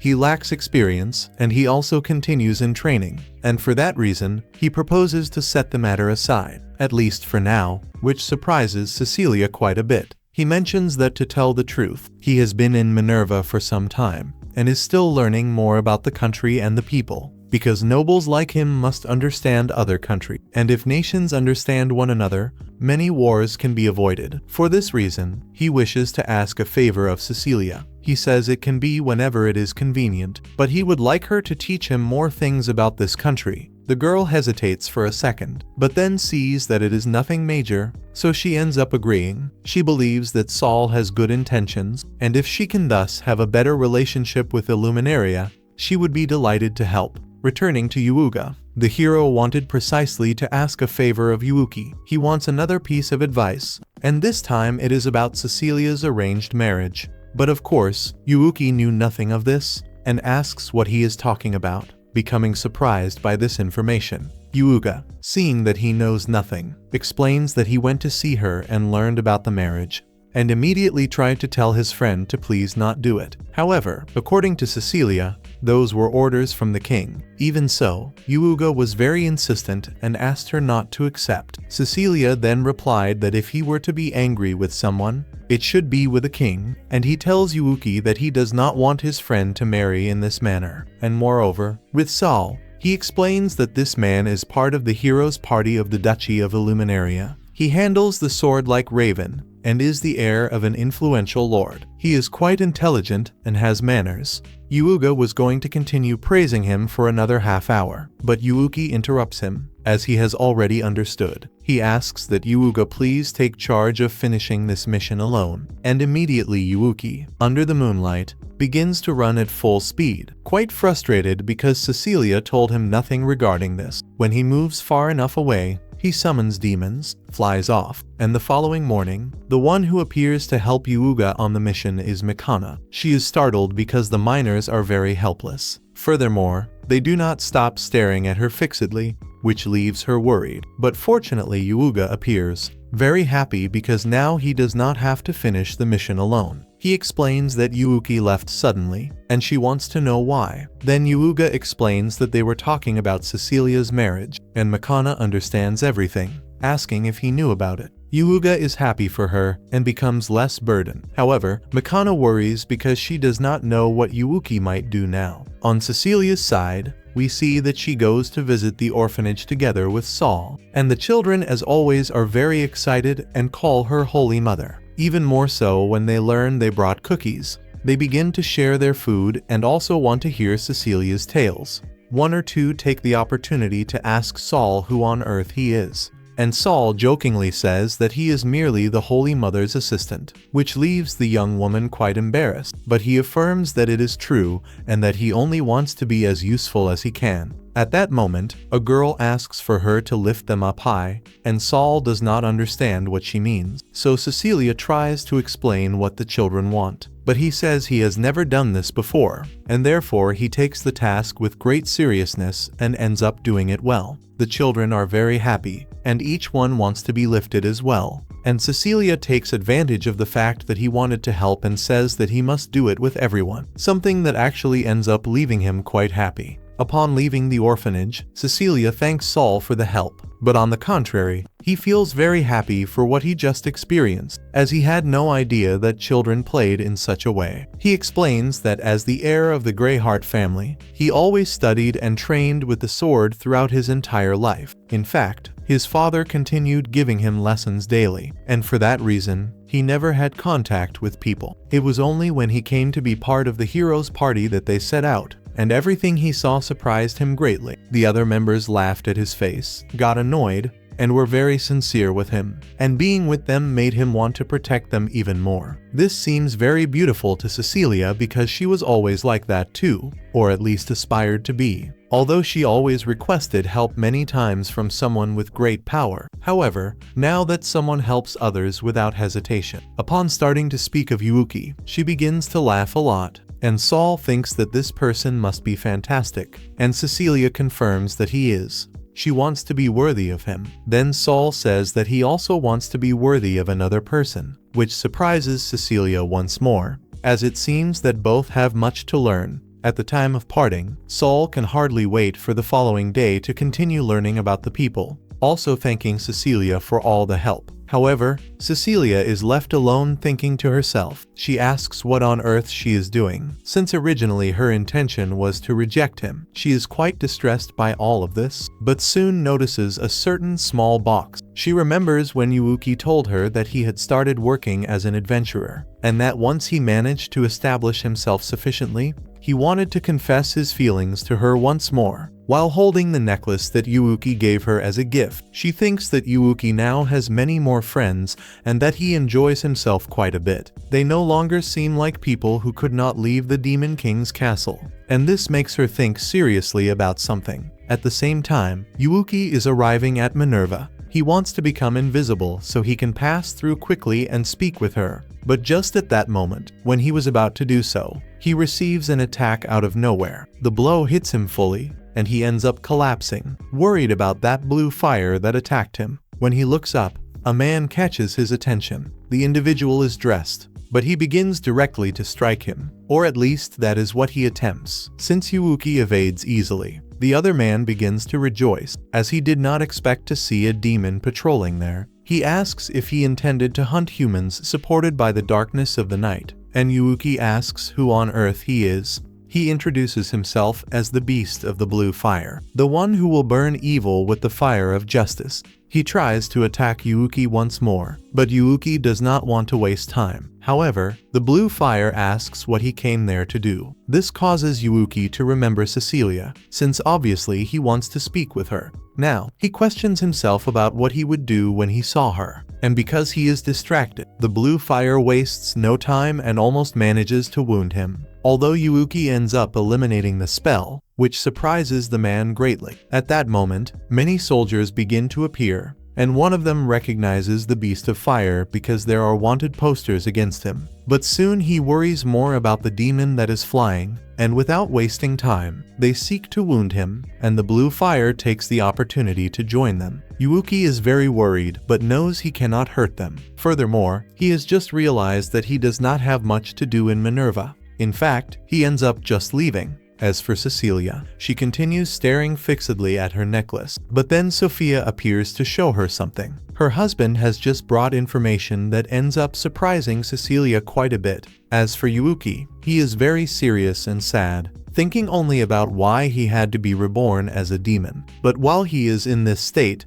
one of Claimer's familiars arrives and ends up delivering the same poster that Cecilia received. It is a wanted poster for Yuki, although obviously it is not him, but rather the beast of the blue fire. However, this is something people do not know, and therefore on the poster, they stated that they are seeking the Black Swordsman. From this comes Cecilia's great concern, and the following morning, the troops also begin to prepare. Since the demon tried to enter Minerva, they managed to drive him away, but they will increase patrols as well as surveillance. This same surveillance also includes the people who are entering Minerva. They will have to review them one by one, but according to Dog, it is quite easy to know who the demon is, since according to them, he flew and possessed Horn. But among all those people, there is one who seems very suspicious, and it is precisely Yuki. His friends recognize him immediately, as does Cecilia, who was nearby. She wants to approach to speak with him, but Saul ends up stopping her, as he does not know if it is his impression, but he seems to recognize that man. Even so, Cecilia says that he can rest easy because it is someone she knows, and she releases herself and goes straight to Yuki to heal him. He had a small wound. She tries to make him stay still, although Yuki finds it a bit strange, but he ends up relaxing, and she takes the opportunity to ask what happened. But before Yuki can answer, Saul appears and asks if she has already healed him, wanting to take the opportunity to meet him and also clear up some doubts. It is then that Yuki himself introduces himself as a simple adventurer whom Cecilia has helped a lot. He says that she is very kind to everyone, and for that reason, she is also helping him now. However, this leaves Cecilia quite confused, and meanwhile, Saul takes the opportunity to introduce himself as Cecilia's fiancé. Immediately she becomes agitated, trying to explain to Yuki that she had not commented on this for certain reasons,